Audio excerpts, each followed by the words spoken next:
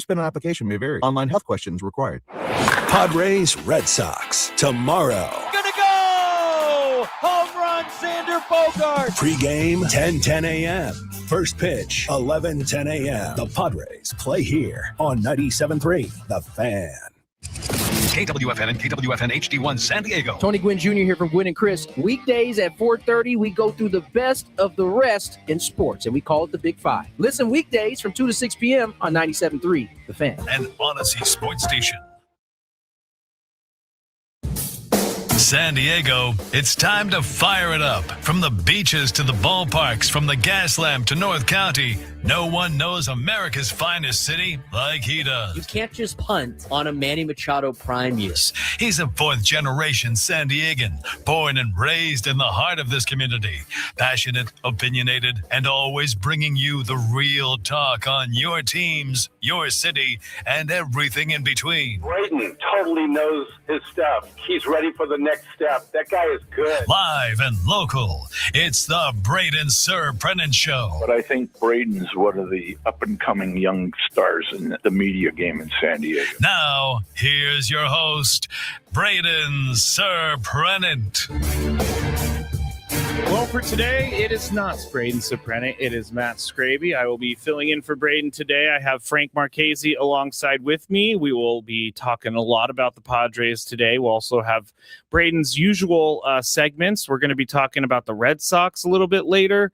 So that's who the Padres are going to be starting with tomorrow on opening day. I got to say, Roundtable was really fun. I need an hour warm up before every show because now I feel ready to go. Driving down here, it was earlier than usual, obviously, and I was feeling like, man, I need to find some energy and find it quick, but I am ready to go. How are you, Frank? I'm doing good, Skraby. Nice to be back in the seat with you. Yes. I told Chris yesterday, actually, that one of the most famous things on 97.3 The Fan history happened on Frank on a Frank and Skraby show, and it was the sharing of beaver nuggets. I actually still have a package of beaver nuggets hidden away in here that has not been opened yet. So maybe one of these days when we do like an appearance or something or like a broadcast, absolutely, I'll bring down some beaver nuggets. If you don't know what beaver nuggets are, it's a gas station. What is it? Buc-ee's. Yeah, Buc-ee's. Yep. And it's all over like the Midwest and the South and everything, but they have these things called beaver nuggets. Anyway. All right. Let's start like this. We're 6 games in. Yes. We're 6 games in. As you heard on the round table, and I'm sure you heard on Bennett Woods, like we cannot be judging this team 6 games in. Do I love everything that I saw? No, I don't. Do I love the at-bats they're putting together? No. But I do think that they're going to figure it out. This is the first, 6 games of a manager who's never managed before. And as I said on the roundtable, he's going to be learning on the job. And we are going to have to deal with it because that is what is happening. And I think that Craig Stammen so far, he's been the opposite of Mike Schilt in the way of he's going to let you in on why he made the decision.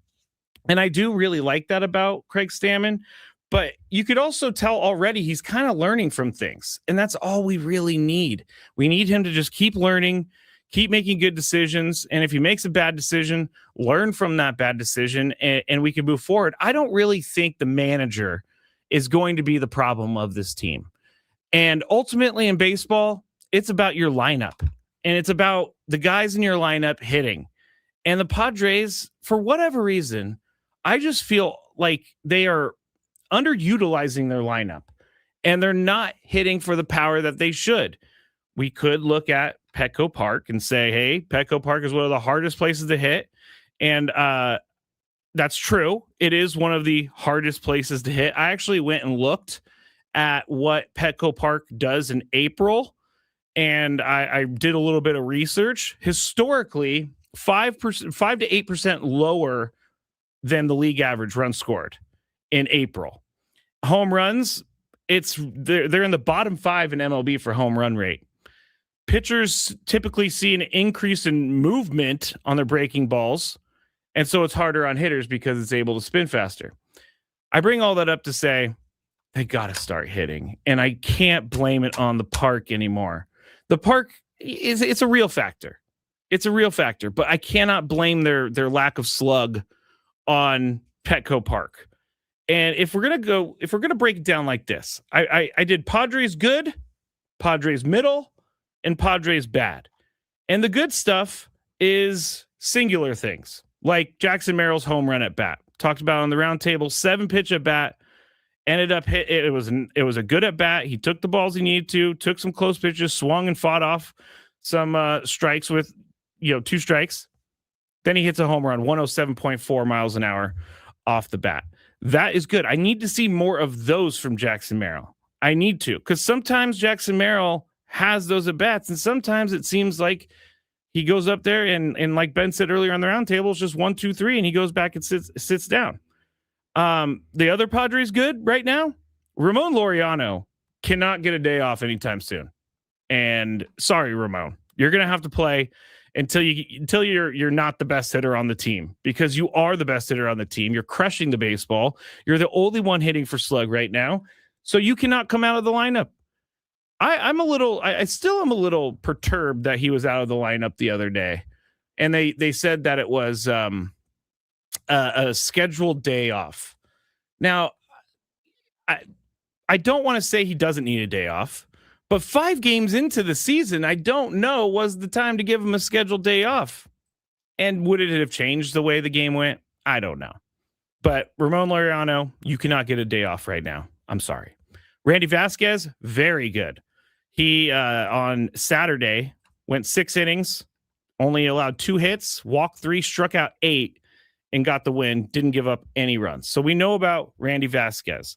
And if we're looking at the rotation, and Frank, you could weigh in on this with me. In order of not worried to very worried in the rotation, here's how I go. Vasquez, I'm a massive Randy Vasquez fan. Mm-hmm. So just know that. Vasquez, Pivetta, after his outing yesterday, showed me that he is still Nick Pivetta. Michael King did good enough stuff. So it's Vasquez, Pivetta, King, Buehler, Marquez. Would you agree? Would you move anybody around in that in order of not worried to very worried? No, I wouldn't be worried. I wouldn't change that at all. Okay. I don't know how many starts. How many starts would you give German Marquez? Because we're talking on the round table. We're all giving him one more start. And I think that's just the nature of a baseball fan. But I don't know how long of a leash they need to give German Marquez. You're only about to give him one more start because you have Griffin Canning. That's true. Working down the minor leagues. Now, I believe it was Jeff Sanders. We talked about it yesterday. Sanders saying he was going to AA, that he was going to pitch in Tulsa. Then you had Griffin saying yesterday that he was going to be pitching in Tacoma with AAA. So I really think it depends on how he feels and how his foot feels coming out of that outing. Yeah. As to how many more times you see German Marquez. It very well might just be one more time you see him. That is true. I really thought maybe they could find something with him, and maybe they still can. I'm not going to give up on him, but I don't know that you can keep running him out there if you have better options, like Frank said, in someone like Griffin Canning. So the rotation is good 1, 2, 3, and then a little bit iffy 4, 5. Now David Morgan also been great. He 5 innings, no runs, appeared in 4 games, struck out 4. He's walked a couple guys, gave up a couple hits, but David Morgan's been very good. So those are some of the good things that we've seen from the Padres. Padres middle. And I moved Gavin Sheets into the middle because he was in the bad section until the last couple games. Mm-hmm. And the reason I'm saying this is because going into Tuesday night's game, I can speak, I promise, against Logan Webb, Gavin Sheets was 0 for 10, no walks, 5 Ks. Last 2 games, 3 hits, 2 doubles. But after yesterday, he did some good things. Back-to-back games with a hit. So something to build on. But I am not sure, Frank. I am not sure what Gavin Sheets or who Gavin Sheets is. We only saw him last year, and he was with the White Sox before that, and he wasn't putting up eye-popping numbers. He did some great things last year, and he earned the spot this year on the team. Are we putting too many eggs in the Gavin Sheet basket? And my answer is yes, I think so. I think we're relying on someone that we have no idea what he's going to do the rest of the season. And you can't do that. Especially when you have guys like Nick Castellanos and Miguel Andujar who are here now to bear some of that load. True. As well as DHs or outfield replacements. Bryce Johnson looked good in the first at bat, and then the next two happened. But I mean, solid. You're going to get solid performances out of Gavin Sheets. He's going to be an average player. He's going to be a solid player in this lineup. But now you don't have to rely on him for the power, for the bat, for the DH every single week, every single day, the way you had to last year. So he's going to get more time off. It might be a more start-stop year for him because you do have those other options that are just as viable as he is. Yep. I worry. I worry a little bit. Ben said it during the roundtable. Gavin Sheets, either if he gets on base, the rally keeps moving. But if he doesn't get on base, then the rally is dead right there with Gavin Sheets. I need to see some more from Gavin Sheets. And I know that he's not a guy who's just like going through the motions. He's definitely a guy who works at his craft and wants to be great. For sure. Padres bad. Some of the Craig Stammen decisions have been interesting. He'll learn from those, as we said. I'm not close to being ready to say he's not going to work out, as some of the other people out there are close to saying that he's not going to work out. I don't think a manager is as big of a deal as a head coach in other sports. So let's lay off of Craig Stammen for just a second. 6 games in. Padres bad, somewhat sloppy defense. Two nights ago, Jackson Merrill, Fernando, and right center.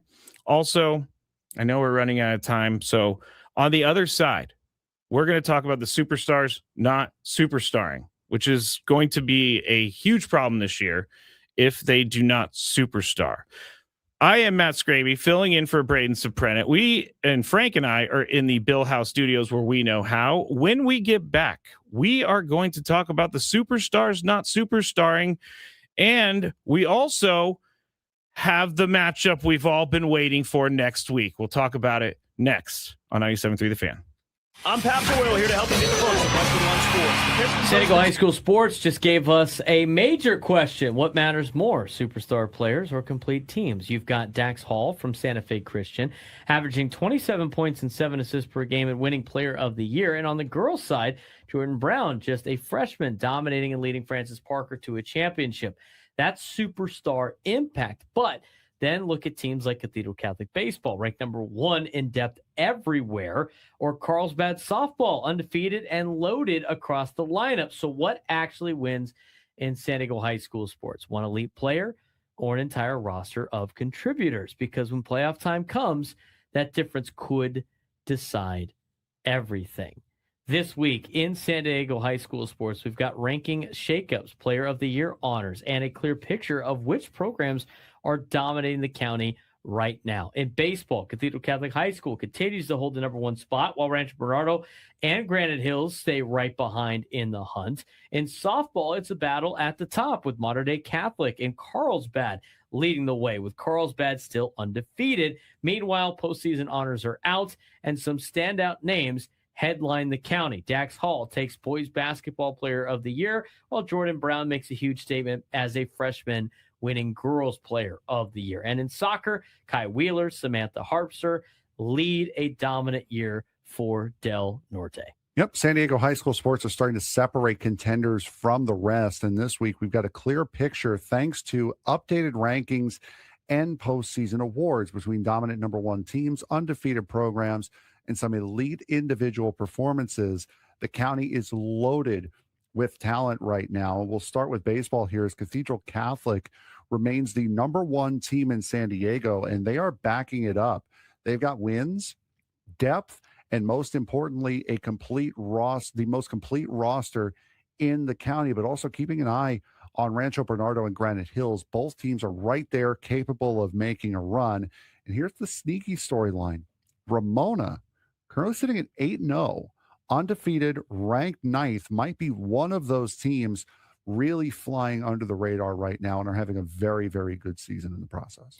And softball is shaping up to be one of the best races we've seen in a while. Modern Day Catholic holds the top spot, but Carlsbad is undefeated at 10-0 and right behind them. That's the kind of matchup that could define the season when playoffs roll around. And don't overlook teams like Bonita Vista and Escondido Charter. Both are having strong seasons and capable of making deep runs, which leads to our Player of the Year awards that have come from the winter sports. Let's talk about some of the top players in San Diego this year. Dax Hall from Santa Fe Christian was named Boys Basketball Player of the Year, and deservedly so. He averaged 27 points and 7 assists per game, leading the county in both categories. That's not just scoring, that's complete offensive control. And Frank, on the girls' side, it's Francis Parker, freshman, Jordan Brown, who wins Player of the Year, a freshman. Very impressive. You'll love seeing the underclassmen get one over. She averaged 20 points per game and led her team to an open division title. That tells you everything you need to know about her impact for Francis Parker girls basketball. And in soccer, Del Norte completely dominated the awards. Kai Wheeler wins the Boys Player of the Year, anchoring one of the best defenses in the state. Samantha Harpster takes the honor for the girls, leading her team to a CIF championship. That is a program that is doing everything right from top to bottom for boys and girls. Track and Rising Stars. Track season is also heating up with some elite performances. Maya Estes from Canyon Crest is now tied for 7th all-time in San Diego history in the long jump.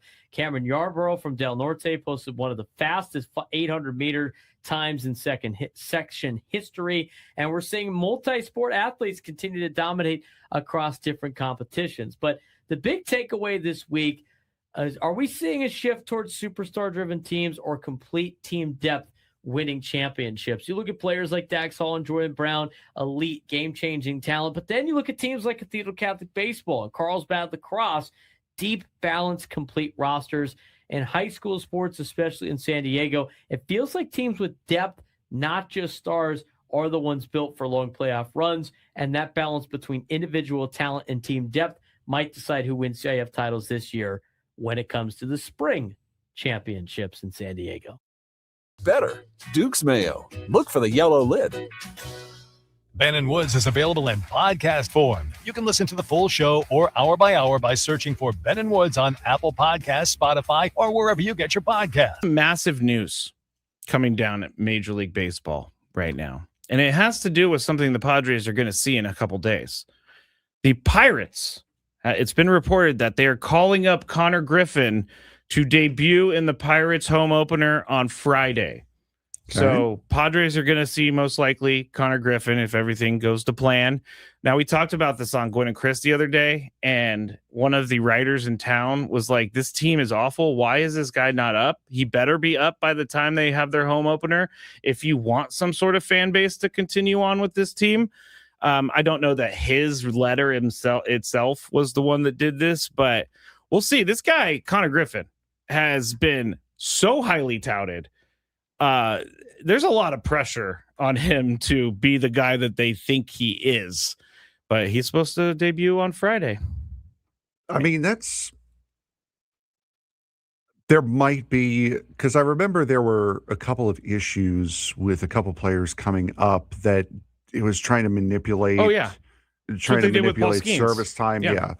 So that might be the case. I don't think it was long enough, though. If it's 6 games is not long enough. So they wasted a week without him. But interesting, you're going to be able to see him. Yeah. You're going to see him right after in Pittsburgh a couple days out. You got Paul Skeens scheduled to go on Tuesday. Yeah. Pivetta Skeens. That's going to be kind of fun. That's going to be a very, very good one. Jackson Merrill, Paul Skeens. Finally. The Pirates, I don't know if they're going to be any better from this, but if, I don't want to see Connor Griffin do great things against the Padres. That's just not something I want to think about all season. So there we go. We'll see the Pirates starting on Monday when the Padres travel there. All right. When we went to break, I said we're going to talk about the superstars not superstarring. And what I mean by that, and by the way, I'm filling in for Braden Surprenant here on 97.3 The Fan. Braden's actually on the chat on the plane right now, chatting with people. So he's watching. Makes me nervous. I better do a great job for him. And he said he's doing the Freedom Trail because he's going to Boston. Yes. I've done that. Very cool. Very cool Freedom. I'm also a history nerd. So I loved walking the Freedom Trail, although I did it in like July when it was about 150 degrees. Don't worry, he's doing it at like 40 degrees. Yeah, that's not fun either. It needs to be in the happy medium right there, like 85 degrees with some humidity. I'm good with that. All right. The superstar's not superstarring. It's something I say on the Skraby show all the time because the superstars have to superstar, and I consider these guys the superstars. Xander Bogaerts, Fernando Tatis Jr., Manny Machado, and Jackson Merrill. I consider those guys the guys that need to drive this offense. And if you're looking at it right now, Fernando Tatis Jr. has the highest batting average out of the four of those guys at 238. But he's only got a 646 OPS. He's walked 4 times. I'll give him that. That's pretty good. He struck out 5 times. And he's stolen 2 bases, no home runs, only 1 double. We need more slug. He needs more doubles. I don't even care if he hits home runs. Just be the Fernando that is running wild on the bases, and things will be okay. And he can, as I said, he's stolen 2 bases already. So Fernando, I think that he'll pick it up as the season goes. Jackson Merrill's second in the batting average department, 217. Now he has that 1 home run. He has 1 double. Only 2 walks. He struck out 5 times. So his OPS is 671. So there's 2 superstars with their OPS under 700. If you look at Xander, he's hitting 167.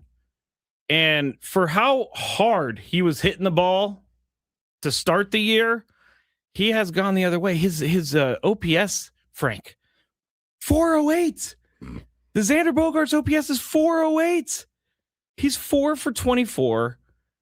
And granted, they always say he hit it hard, but he hit it right to someone. Seems like that's what we say a lot.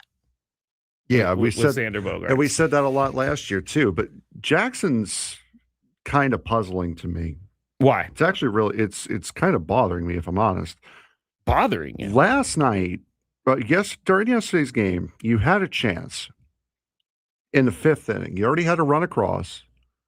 You just had the error that scored Gavin Sheets, that moved runners over to second and third, 2 out. You had Hauser on the ropes. I understand that this is the new batting style for the Padres is to attack early. You do kind of have to read the game. Yeah. And right now you had Hauser on the ropes, unable to throw strikes, had to run across, had a chance for a big inning. And Jackson lines the first pitch out to right field. Big problem. Then you have in the 8th inning, you already had the big inning. You have the bases loaded, 1 out. Strike 1, strike 2, nubber right in the dirt, 2-3 double play inning over. That's and then with a strikeout and a ground out in there as well. That's not great out of Jackson. No. Especially in big high leverage moments when you can really put the game away. That's worrisome. He's really taking this attack early mantra that the Padres have now with the new hitting coach. He's taking that literally.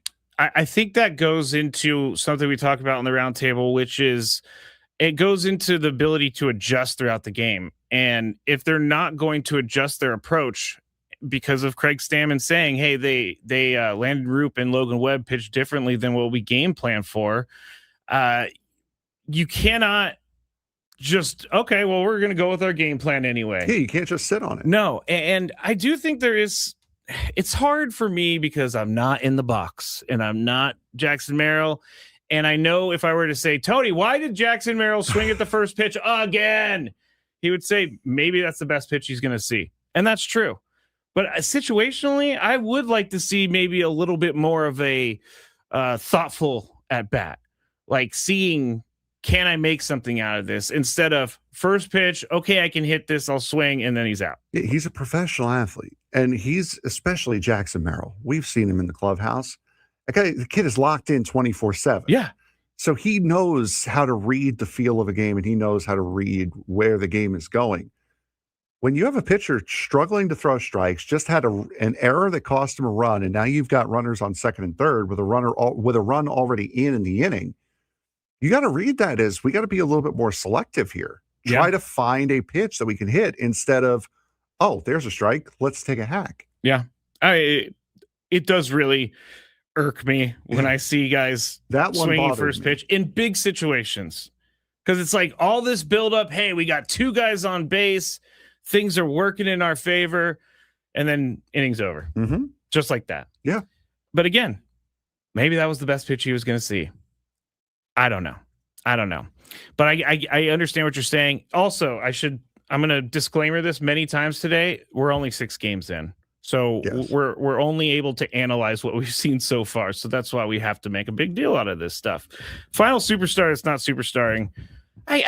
He's not superstarring because he's not hitting for power, but that's Manny Machado. Yeah. He's hitting 263. I actually missed him on the batting average thing. He's actually the highest batting average. He does have a 785 OPS, but he has no home runs. He got a double yesterday. Yeah, he did. He has 2 doubles. He's 5 for 19. He has scored 3 runs. He's walked 5 times, and he struck out 5 times.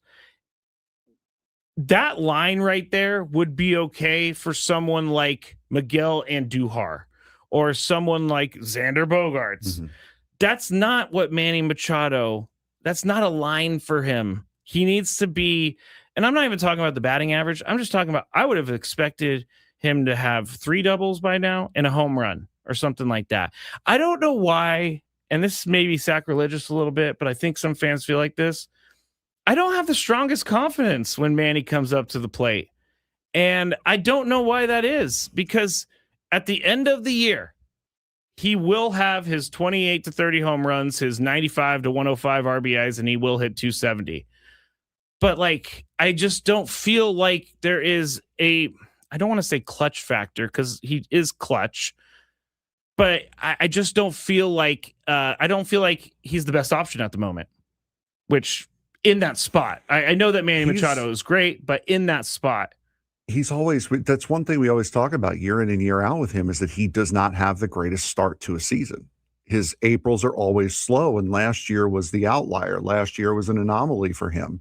And you could tell that I think I heard it yesterday, since August 1st last year, he's only hitting about 215, 216. So Manny Machado? Yeah. I mean, it's been a struggle. Yeah, it's not great. And so you couple a fast start with a slow finish, and now a slow finish to a slow start to the next season. It's not going to look good on him. But again, he's going to find a way, as he always does, to have his standard normal season. Yeah. And he will. I just don't know.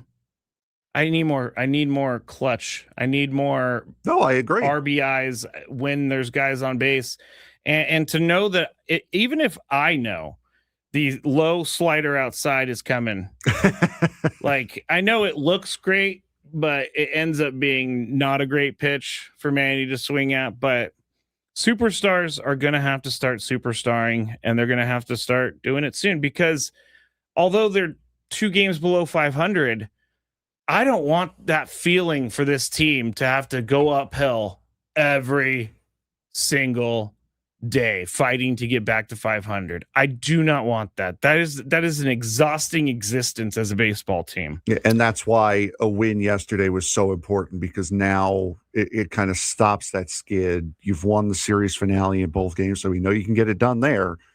Let's try opening the series with a win. And heck, let's maybe even try getting that middle game too. Yeah, why not? We're going to go to break here. Wild Wilbur 50 says you can't punt on a Manny Machado season. Absolutely. I am not going to punt on a Manny Machado season. I'm just saying I want some more RBIs. I want some more stakes, Frank. All right. Braden Surprenant Show. I am Matt Skraby. That is Frank Marchese. We are in the Bill House Studios, where we know how. Coming up next, California Legion. They are in action, and we're going to talk to their CEO when we get back here on 97.3 The Fan. Ben and Woods on the Fan. I've been listening to you guys for the past This weekend in motorsports proved one thing. Races aren't always won by the fastest car. At Martinsville, it was Denny Hamlin, led nearly 300 laps, and he still lost. Why? Well, strategy. Chase Elliott's team pitted early, caught a perfectly timed caution, flipped track position, and stole the win. Meanwhile, in IndyCar, Alex Palou did the opposite. Pure domination, led almost the entire race and won by 13 seconds. And in Formula One, a 19-year-old just took over the sports.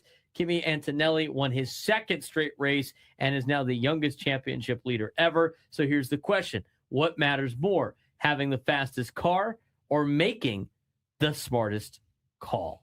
This week in motorsports came down to three things: strategy, dominance, and a superstar officially arriving. A gamble flipped a NASCAR race. IndyCar saw a champion reassert control, and Formula One may have a new face of the sport. And Frank, let's start with what happened in Martinsville this weekend in NASCAR. Yes, Chase Elliott pulling off one of the smartest wins of the season at Martinsville Speedway in Virginia. The race looked like it belonged to Denny Hamlin, led 292 of the 500 laps, completely dominated the race, but Elliott's crew chief, Alan Gustafson, made a bold call, pit nearly 30 laps earlier than the rest of the field. At the time, it looked really risky, and then a perfectly timed caution came out, flipping the entire race on its head. That strategy gave Elliott the track position that he needed and allowed him to restart with fresher tires, and he took advantage of it, passing Hamlin and holding him off for the win on a day where it was very, very difficult to pass. And for Alan Gustafson, a crew chief who's often criticized by fans, it was a statement call. And for Elliott, it's the earliest he's ever won a Cup Series race in his career, earliest in the season that he's ever won a Cup race in his career. So a very, very big day for Chase Elliott. Yeah, a lot of ups and downs, a lot of highs and lows in the NASCAR storylines this weekend. While Elliott celebrated, the rest of the garage had mixed results.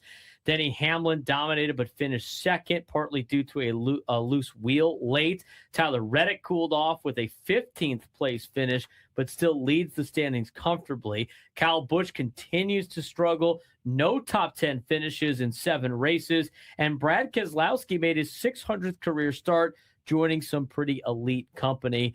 Also announced Kevin Harvick is headlining the latest NASCAR Hall of Fame nominees, adding another big storyline to watch, but a big congratulations to Kevin Harvick. Yep, absolutely. And he'll be on the call for the rest of the Fox season as well as races continue there.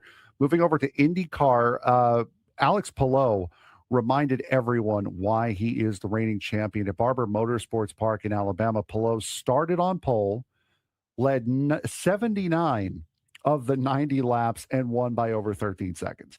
That is just Alex Palou doing what Alex Palou does. And the scariest part about that is every time Palou has won at Barber, he's won the championship. And now he is just 2 points behind that championship lead after a dominant victory at St. Pete to open up the IndyCar season. So a huge, huge win by Alex Palou to reassert himself at the top of the IndyCar pecking order. It might be time to announce a new era of Formula One, Frank. I mean, in Formula One, it is Kimi Antonelli, and he won the Japanese Grand Prix at Suzuka Circuit, his second straight victory. And with that, he becomes the youngest championship leader in Formula One history. Yep, 19 years old, from Italy, capitalized on a perfectly timed safety car on a big, big accident by Oliver Behrman, who had an impact of, if I remember correctly, 50 Gs. He was noticeably limping when he got out of the car. Antonelli then took the lead, pulled away by over 13 seconds, back-to-back win, championship lead. Now Formula One takes an unplanned month off. This month here in April, they were planning on running the Saudi Arabian and the Bahrain Grand Prix, but have been canceled due to the conflict in the Middle East. So now the next time that they are going to jump on the track is going to be at Miami at the very beginning of May. And these teams are going to use this time to, one, try to get some regulation changes made in Formula One, because the cars and the racing have been very, very poor this year. And they are also going to try to get some upgrades to these cars ready in time for the Miami Grand Prix. So what matters more in racing? Is it strategy or is it speed? Because look at what we just saw. Chase Elliott wins with strategy, not the fastest car. Alex Palou dominates purely on pace. And Kimi Antonelli wins both timing and speed. So what wins championships? It is the smartest. You have to be smart. You have to have a good car, but you also have to make the right moves at the right time. And sometimes you do make the right move at the right time, but then something happens to make it look like a bad move at a very, very inopportune time. So you need to. Matt Skraby, Frank Marchese here in the Bill House Studios, where we know how on 97.3 The Fan. We have a lot more to come in the show, so do not go anywhere. But right now, we need to bring on the CEO of the California Legion, Adam Freier. He joins us on the SDCCU fan hotline. It's not big bank banking, it's better. Hello, Adam. How are you? G'day, Matt. How are you, mate? I'm doing great. Oh, you call? I already love it that you have an Australian accent, I'm assuming. I've got to be careful with this because sometimes I come in hot with an Australian accent. You'll either enjoy it or you'll need subtitles, and it's difficult to do that on radio. So I'll slow it down for you both. Okay, yeah, I can understand everything that you're saying, so everything's all good. But you are, as I said, the CEO of the California Legion. I know that the season started here recently, but one of the questions that when I was asking someone, hey, I'm going to be talking to this guy, they wanted to know, why did the Legion merge with the LA team? Yeah, and look, that's probably the question that most San Diego sports fans are asking. And I had the pleasure of going down. It's an awesome little bar. It's actually called The Bar down in San Diego. Dan Diego's. Anyway, I went down. I met with about 50 of them, shouted them all a beer and tried to explain it. And look, they're not happy about it. And I feel like some fans appreciate that we need to take this game to a broader level. And the demand and the supply for rugby fans sort of just putting it in San Diego, it wasn't sustainable, and we need to celebrate this game across the state. And it's very normal for rugby teams to be representing a state, especially here in the MLR. We had Utah, New England. So San Diego has probably been the number one rugby team as far as fandom, and their fans like all San Diego fans, they're quite fanatical. But what come about this year is like ownership groups sort of looked at it and sort of found a way of trying to bring this game across the state. And the other thing which has been a real eye-opener for me is when a FIFA World Cup comes to town, like you're not even second, third, you're not even on the podium as far as can I pick a stadium. So New Zealand have come into Torero. They've booked that out. So that's good for sports fans that you can have a World Cup team based out of Torero. But there was really only one game that we could have played in San Diego, and we grabbed that. It is Easter weekend, which is good and bad. There's a lot of people visiting San Diego. I know my family's going down, but a lot of people out of town. But it really was the best thing to keep the Legion alive. So this is a brand new entity. It will have games in San Diego, it'll have games in Orange County, and in LA, and in Northern California. But we are going to respect as the season goes on. This year there's only one game, but there'll be many more for the years to come. It's just this year, shortened season and FIFA World Cup. There's just nowhere in Southern California to play rugby on grass. Yeah, it was a really tricky exercise, but we saw last week in Orange County, it was awesome. There were so many red jerseys. I felt there was a lot of LA blue. There was a lot of local club rugby jerseys. There was definitely a lot of San Diego red. So, look, it's going to take some time. It's arranged marriage, but so far, got the feedback, totally get it. The way it was communicated originally probably wasn't great. But fans are jumping back on board, and my emails lit up with a lot of people saying thank you for last weekend. It was a great experience. We didn't get the result we wanted on the field, but we know that San Diego knows how to put on a sporting event. We're hoping plenty of people come out there Easter Saturday at 4:00. Yeah, we're talking to Adam Freier, the CEO of the California Legion here on 97.3 The Fan, the SDCCU fan hotline. When I was in high school, rugby was a big thing at my school. So I never got to play rugby or anything like that. But I know back then it was even growing. Is rugby growing here in the United States, and is Major League Rugby catching on here in the USA? It's a really good question, because if you're a rugby purist and you've followed the game here professionally for the last 8 years and you've seen Major League Rugby, you don't know how to answer that because it started at 10, got to 13 teams, and went to 11, went to 8, and it's got now it practices or preaches at 6. So there's 6 professional teams in Major League Rugby. Now, if you look at other examples of sport, let's use Major League Soccer, right? So the MLS had a period where it absolutely exploded early days, and that's been around for 30 years now. So it does take time for these professional leagues to mature. It had a really rapid rise. Then it went through a really hard consolidation period where, there was probably 3 or 4 owners that got around the table and took a big chunk of it and ran at it, like the AEG being one of them, Anschutz. And now there's been a slow incline of growth of Major League Soccer, and then there's this huge hockey stick when you get to a World Cup coming. So if you put rugby on that same trajectory, it's been through the ups and downs, and now it's fully consolidated. And we've got a Rugby World Cup coming in 2031. Okay. So what's important, I believe, for San Diego is to make sure if there is a Rugby World Cup game or games played at Snapdragon, you're going to fill that thing out. That's an incredible ground, perfect for rugby.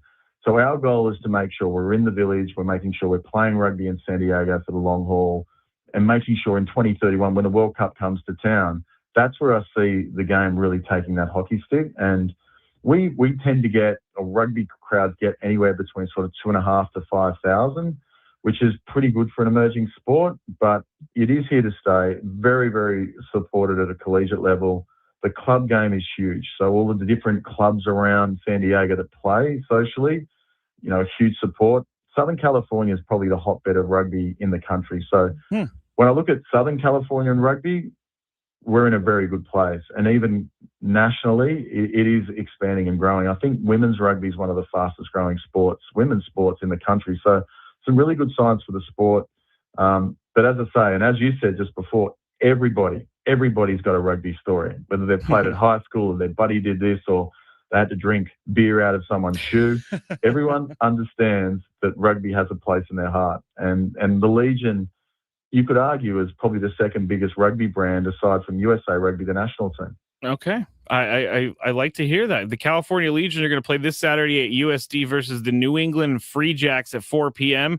Now, it's going to be tough because New England is the 3-time defending Major League Rugby champion. You can go and get tickets at CaliforniaLegion.com. We're talking to Adam Freier, CEO of the Legion. And I want to talk about local star Ryan James.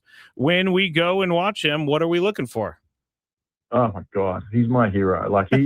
So Ryan James has got a New Zealand mother, born and bred San Diego. He's our flyer. So if you're looking at, you put rugby against sort of football or NFL, he's our running back. Okay. And he epitomizes our game. So he's got local academies and kids. There's people that just turn up to support him.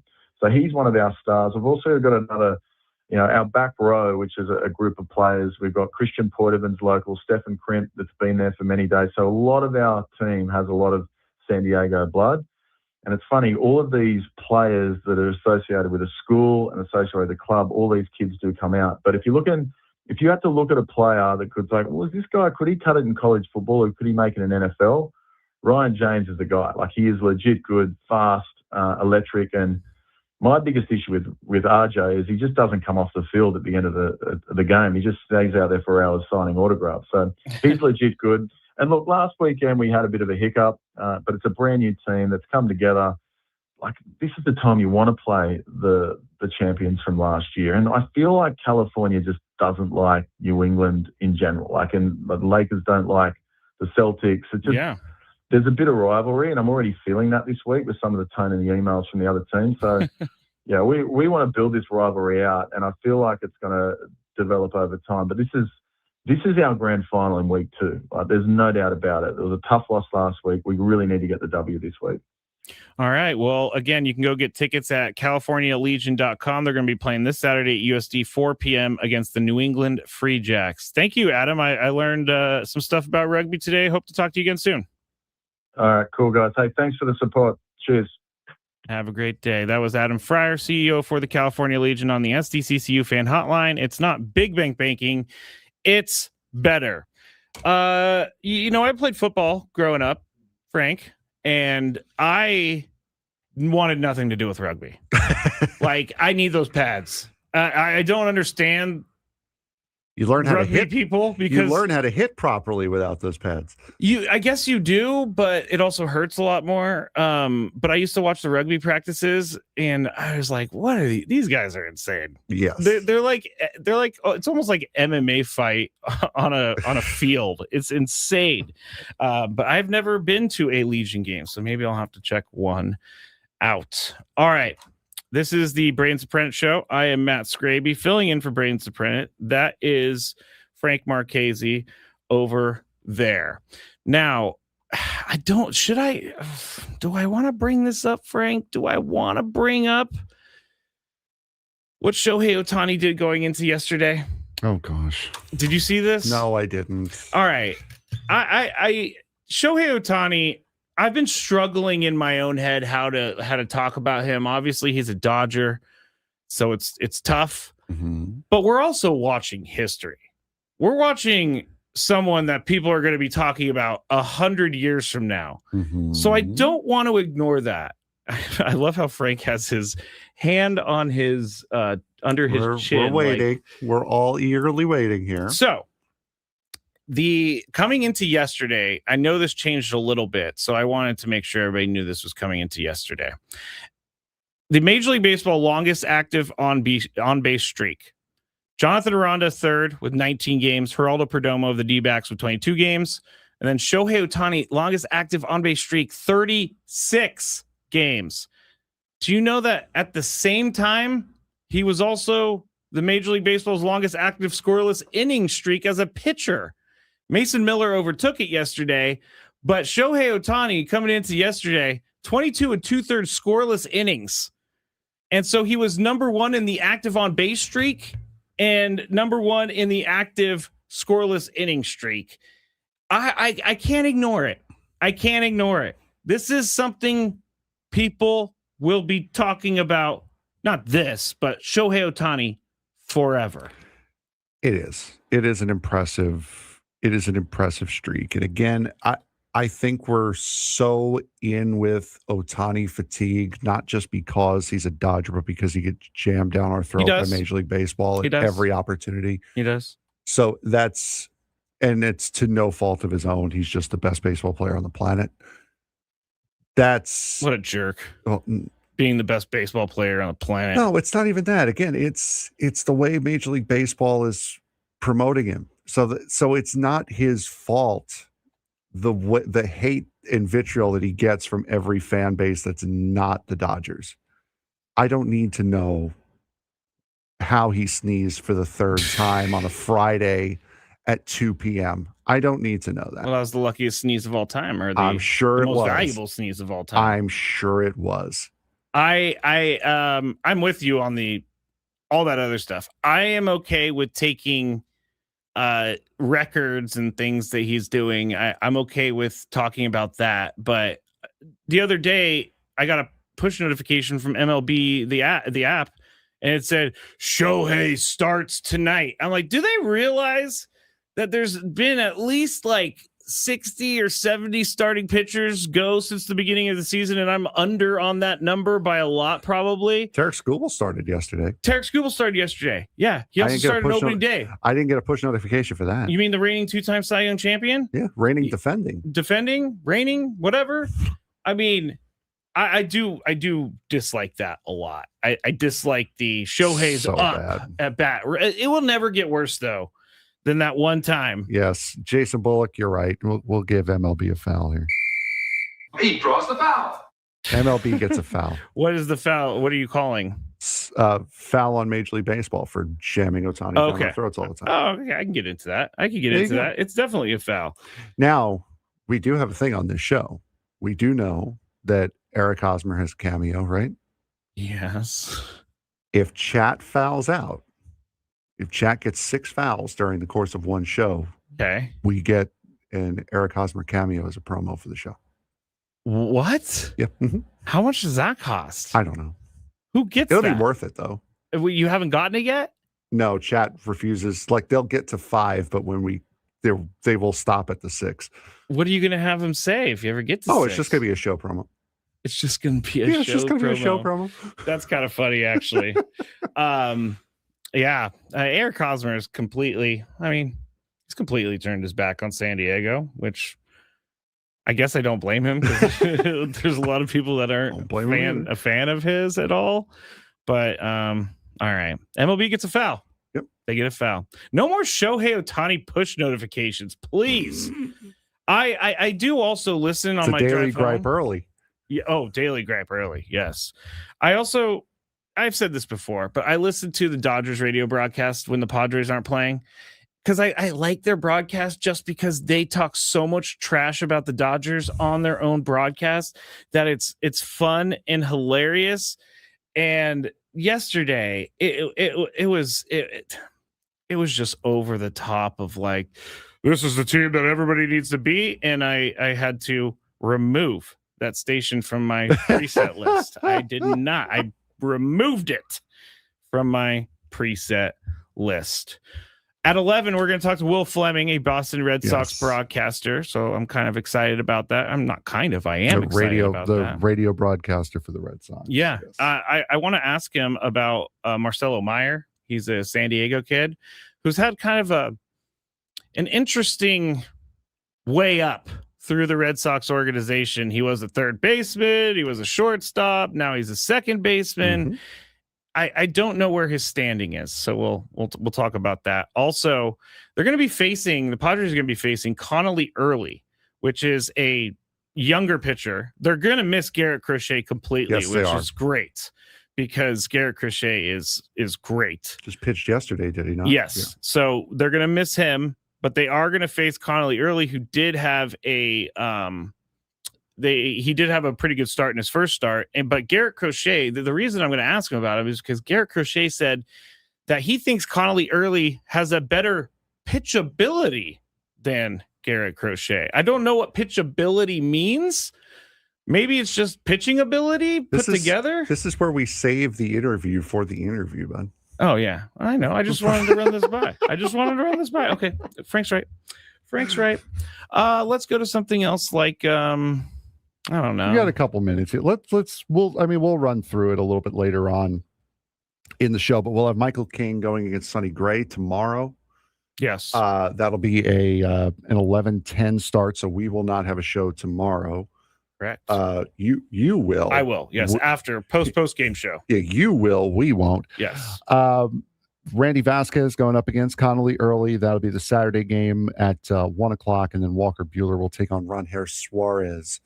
What? I'm sorry. That's how you pronounce his name. Ronher. Wow. He said that at his introductory press conference with the Red Sox. He's like, "Oh yeah, by the way, my name is Ronher, but I don't mind, Ranger." And Braden and I have gone on tangents about this. It's like if your name is pronounced something, tell us how it's actually pronounced, and we will say it. We will say it that way. See, I think there's a little bit in there where because my last name is very, it's mistaken all the time. It's Gravy. Gravy. People say Gravy. If they hear Skraby, it's hey, is your name Gravy? Hey, I want to talk to that Gravy guy. Oh boy. Also, so I'm not someone who's gonna try and tell someone what my actual name. If I'm not going to be dealing with them a lot, I don't need to correct them. But I guess if you are a baseball player, they're going to be saying your name a lot.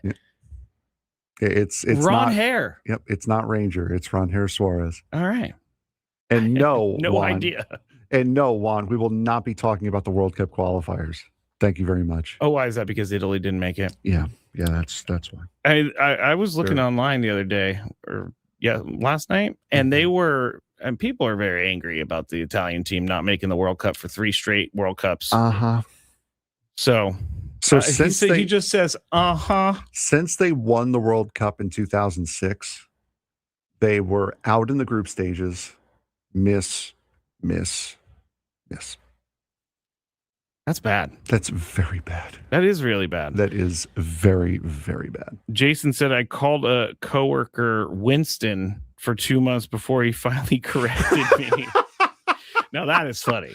What's his actual name? Wilson maybe or something. It could be, yeah. That's actually really funny. That's incredible. I've never done that, thankfully. I've never called someone by their wrong name for a long time. I don't remember. It takes me a while to remember names. I remember faces. At least I thought I did, and then I went in the Padre clubhouse. I'm like, who's that guy? But it takes a minute for me to remember names. But if you tell me what it is, I got you. Kayla says, I accidentally called a coworker Rory instead of Ryan for months through email. I mean, I would make it in all caps, Matt. Matthew. All right. You called him Winston. His actual name was James. When we get back, we're going to be talking about the Red Sox on 97.3 The Fan. Hey, it's Skraby, and if little things in life annoy you, then you are going to like the Daily Greg. I'll share my pet peeves with you, and I'll feel better about it. The Skraby Show, weekdays, 6 to 7 p.m. on 97.3 The Fan. Running a business means wearing multiple hats. So if you're like me, you probably started out using your personal phone, taking client calls and texts nonstop. As my business grew, I needed something smarter. That's when I switched to Quo, the #1 business phone system. Quo works right on your phone or computer. No carrying 2 phones, no clunky landline, just one easy app you can try for free. Your team can share one number and handle calls and texts together like a shared inbox. Any teammate can jump into the conversation, so customers get faster responses. And Quo's AI assistant summarizes your calls and responds to customers 24/7, so you never miss a lead or opportunity. All this starts at just $15 a month. That's basically 2 coffees. You can even keep your current business phone number. Find out why 90,000 businesses trust Quo. No missed calls, no missed customers. Try Quo for free at quo.com/sports. That's quo.com/sports to try Quo free. QUO.com/SPORTS.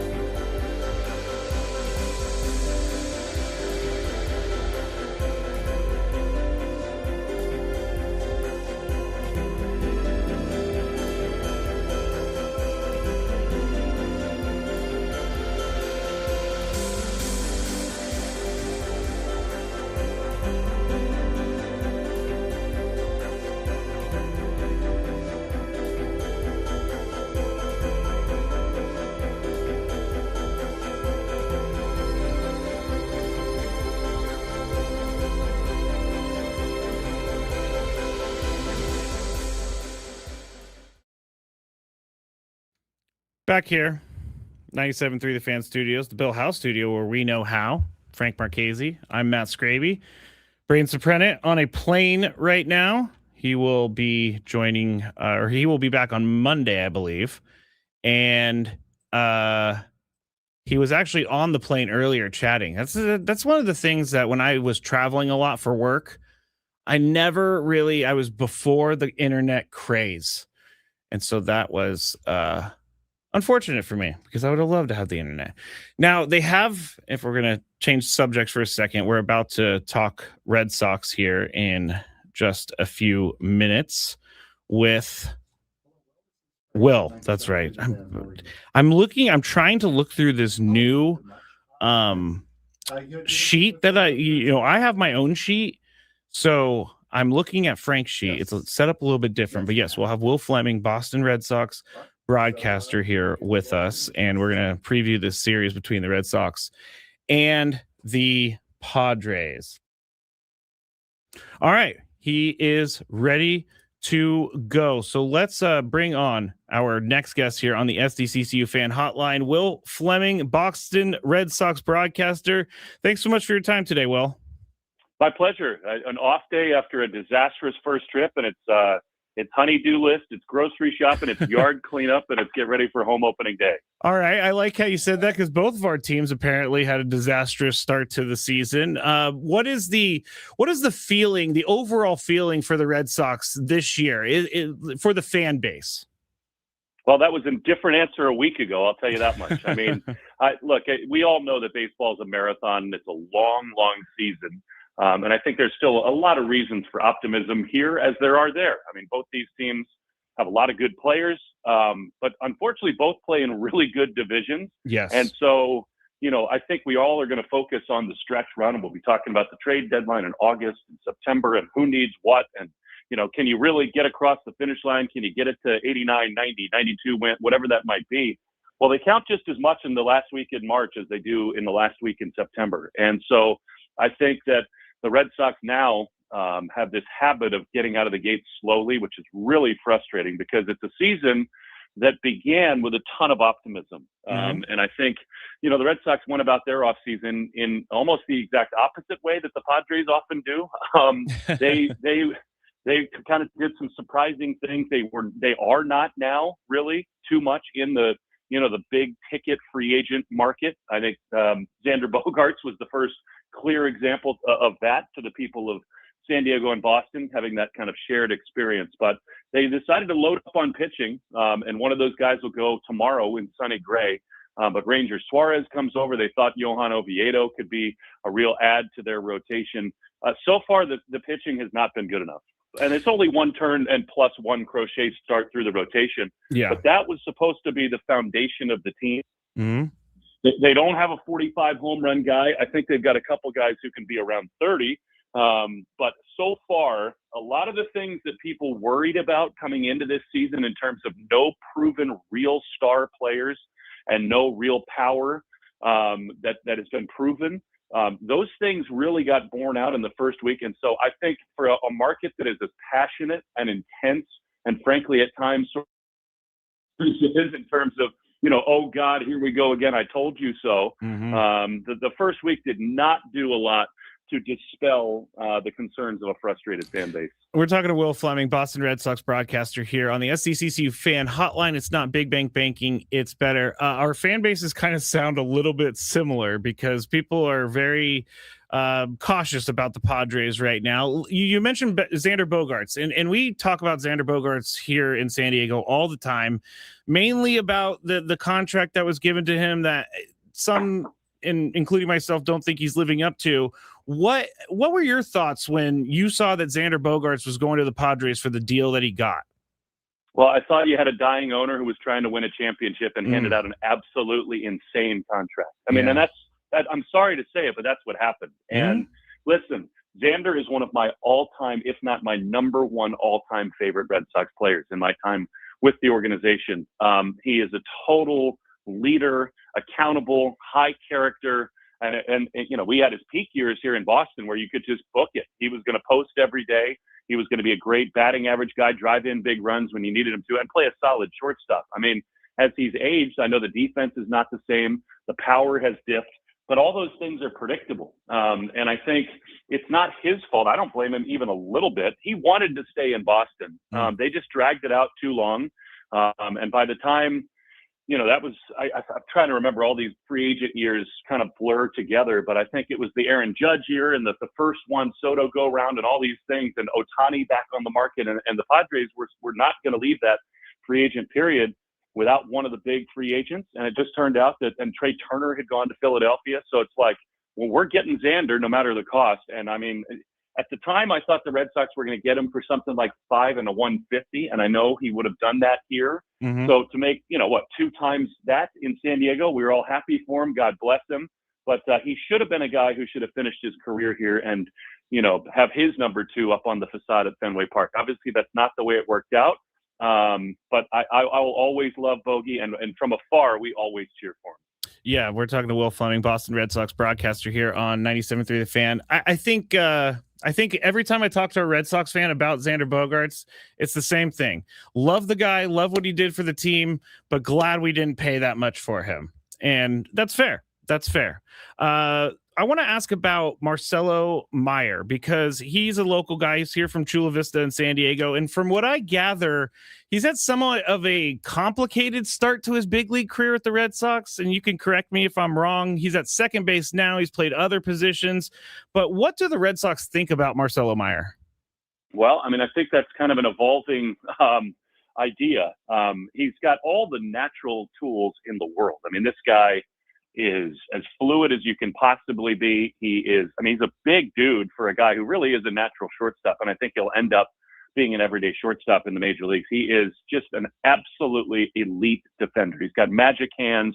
Nothing bothers him. He's so smooth in the field, and he's got some ability as a hitter, but there are 2 main problems at the moment. One is he cannot stay healthy through a full season. I mean, I think it's 3 years in a row that he's not even played half the games, and it's some of that's bad luck.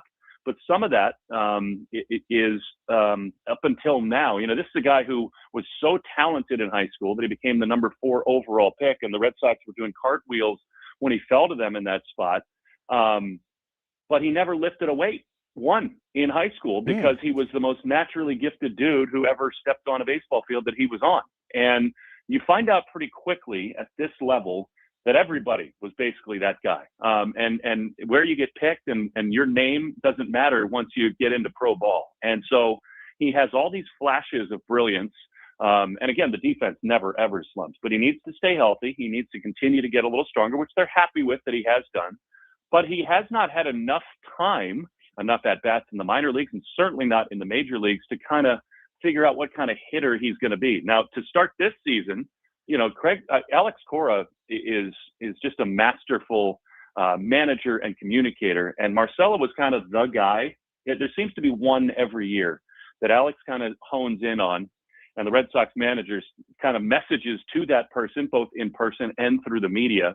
And I mean, the Red Sox did not bring back Alex Bregman. They did not trade for Ketel Marte. They didn't do a lot of the things that were rumored about what they were going to do to help their infield. And so it seemed pretty clear that Marcelo had a job because of the inactivity at some of those spots in the offseason. But Alex was very quick in spring training to say he has earned nothing. He needs to prove it to us, and he's got a long way to go. Of course, as you know, as it turned out, he did enough in camp to win a job, and he got a big pinch hit double on opening day. He's actually been good so far to start this season, but they really are challenging him and pushing him.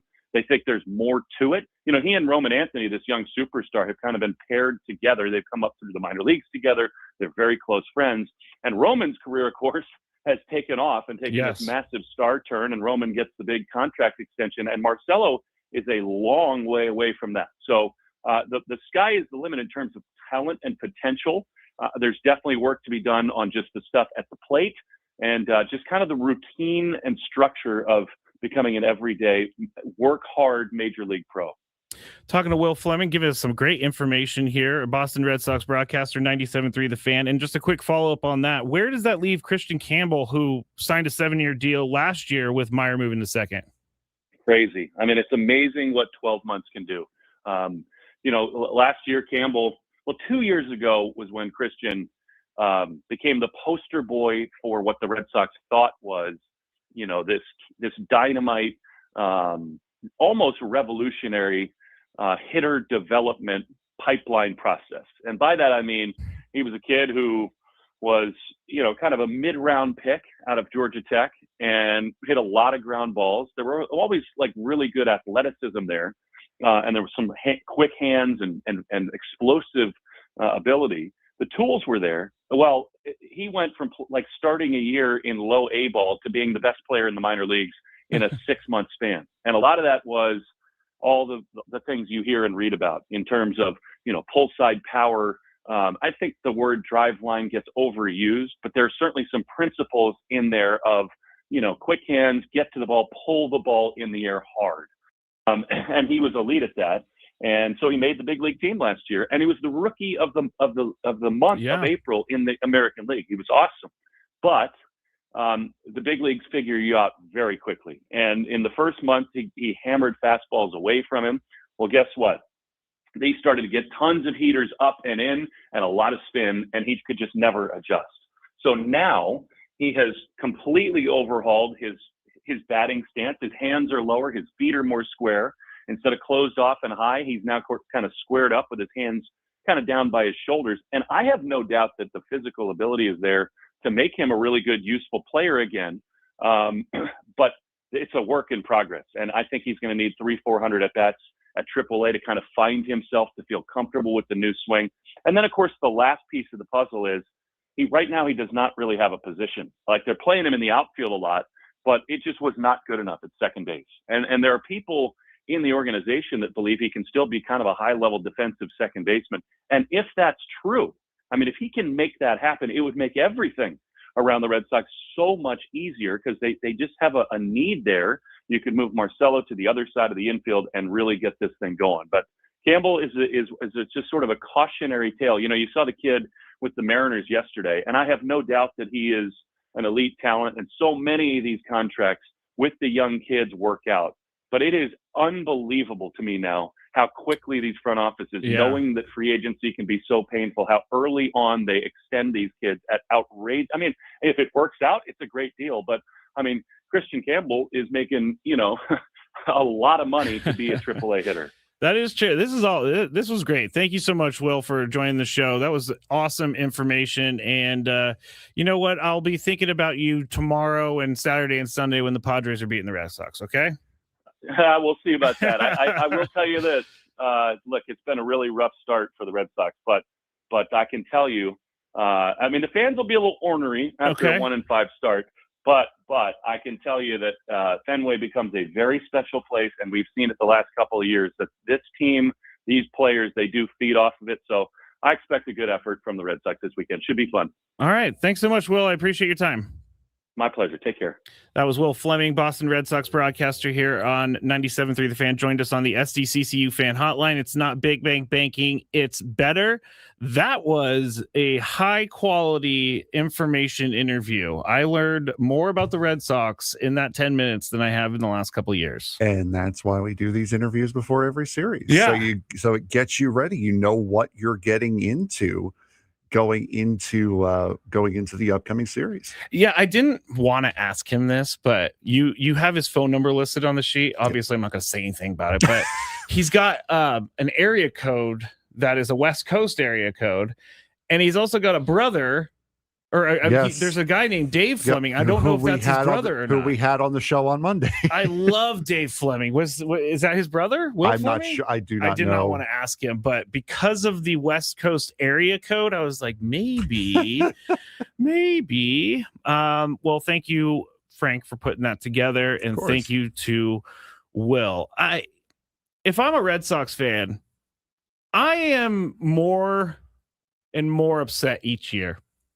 It seems like that is what the lot in life for Red Sox fans are right now. And some of it, I truly believe, has to do with the equity group that bought them, because all of the money is now pooled, and the Red Sox money does not go to the Red Sox per se.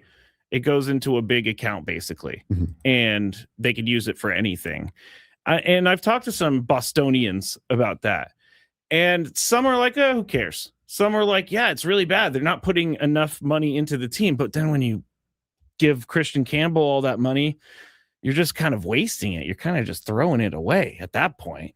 Yeah, it wasn't great. And again, we're planned at least to discuss a little bit later on the Mariners signing that kid in the minor leagues, as Will brought up. There's talks of an extension for Connor Griffin before he's even played a game.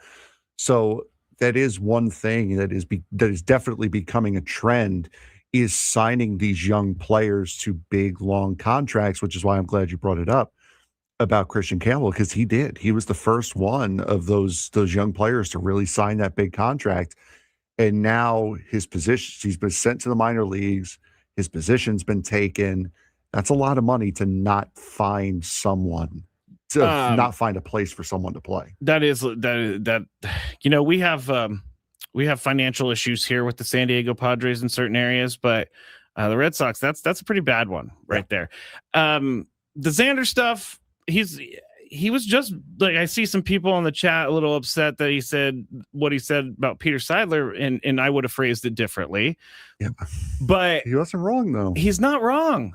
I mean, that's kind of what I think happened. I think that Peter Seidler wanted to win a championship, wanted to bring championship caliber players to the team. He decided to sign Xander Bogaerts. And the rest is history. After missing out on Trey Turner and Aaron Judge. Yes. So they were going for broke that offseason as well. Yeah, I understand why they made the move. I will never understand the contract, but maybe that's what they needed to get Xander into away town from Boston. But again, I would have phrased the whole thing with Peter differently. And he wasn't, I can tell you, he was not saying that to be rude. No.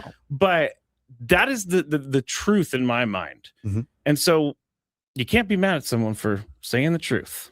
No, you can't. Thank you to Will Flemming from the Boston Red Sox. I wanted to ask him about that pitchability thing, but we were already so far over, and we had some local stuff. So, all right. K-Law says June Lee did a good YouTube video. Oh, about the Red Sox. Yes, I did see that. That was some high quality video right there. I mean, that must have taken them a month to do. I don't know. That was an impressive video. So go check out June Lee, because he explains everything about equity groups buying sports teams. Yep. All right, you're listening to the Braden Surprenant Show. I'm Matt Skraby. That's Frank Marchese here on 97.3 The Fan. When we get back, I want to talk a little bit about Craig Stammen. We'll hear from him from yesterday, after yesterday's game, and we'll just discuss the Padres manager when we get back on 97.3 The Fan.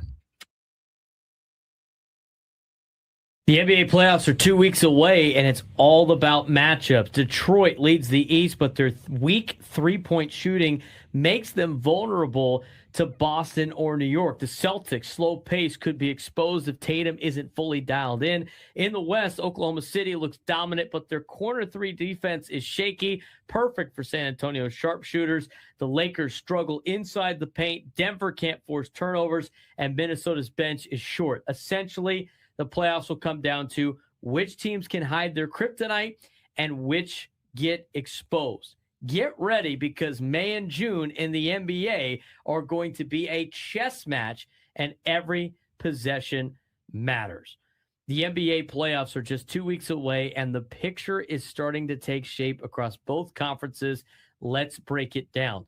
We are looking at some of the kryptonites of these potential teams and determining who can advance in the NBA playoffs and whose kryptonite is too much to hold to overcome. And we'll start in the Eastern Conference. Detroit Pistons, number one seed, a 77.6% chance to reach the semifinals, even a 30% chance to reach the finals, which is the best in the Eastern Conference.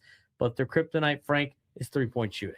Yeah, Detroit's offense relies heavily on Cade Cunningham and half-court execution, but their floor spacing is a concern against elite defenses like Boston or New York, who can make them feel very uncomfortable from long range. So if the Pistons do not have that three-point shot working, they really have a tough time winning basketball games. The Boston Celtics have Tatum back, right? So let's see what they have up their sleeve, as they have a 72% chance of reaching the semis, a 17.4% chance of making the NBA Finals. But their fast break scoring has been a little bit of a problem. They have slow transition game. Their slow transition game is manageable in the regular season, but playoff pace could expose gaps unless Jason Tatum stays healthy and efficient. I don't know if Jason Tatum coming back will be enough for the Boston Celtics to overcome the Detroit Pistons. I don't think so. And there's an interesting deal here with the New York Knicks coming in next. They have a 75.7% chance to make the semifinals, a 20.7% chance to make the NBA Finals. Kryptonite for them, though, is their bench scoring. With their bench ranking 28th in points, the Knicks could struggle to keep up against teams like Miami, who thrive with their secondary units. Did not help them last night as we record this on Monday. Did not help them last night as they ended up losing, I believe it was 111-100 against a pretty important team if they want to win the NBA championship, and that was the Oklahoma City Thunder. Let's talk about the Cleveland Cavaliers. 77.8% a chance to make the semis, a 20.8% chance to make the finals. Slightly better odds than the New York Knicks, but they can't stop three-point defense. And Cleveland's focus on rim protection opens the door for teams like Charlotte, who can excel from deep, and that could be a matchup that Cleveland doesn't want to see early in the NBA playoffs. Yeah, absolutely, and that's something that the Detroit Pistons will certainly want to see at some point in the NBA postseason, with their three-point shooting being as hot and cold as it is. I'm sure Cleveland, they're really going to be in trouble. They're really going to be sweating it out if they have to face the Detroit Pistons at any point during the playoffs. As we move to the Western Conference, the three teams that we've talked about the most in these updates have been the Thunder, the Spurs, and the Denver Nuggets. And a lot of those reasonings are they are the best three teams in the Western Conference, but also they have the best MVP odds for their individual players on their teams as well, which could lead to what you would think would be a very highly competitive Western Conference, and one that wouldn't have a lot of flaws. Well, Oklahoma City Thunder, who has a 91.8% chance of making the semifinals and a 55.3% chance of winning the Western Conference, they still are human, and they still have elements of their game that might hurt them late. And this is all you need to know about how good they are. Their biggest problem is corner threes. If that is the biggest problem that you have as an NBA team or any basketball team, you're in pretty good shape. I could see why that 55.3% chance of making the finals is as high as it is. Yeah, absolutely. They are a very, very good team. Now to the San Antonio Spurs, who have a couple more problems than just the corner three. They have an 82.9% chance of making the semifinals. They have a 26.4% chance of making the NBA Finals. And pretty much, if it's not Oklahoma City, it's going to be San Antonio from what everyone's speculating. Their kryptonite, though, is closing out games. And the reason why is they're still a very, very young team. They've struggled to finish out games with big leads, which could be costly against clutch teams like the next team here on this list. If Wembanyama wasn't so worried about who was voting for him for MVP and wasn't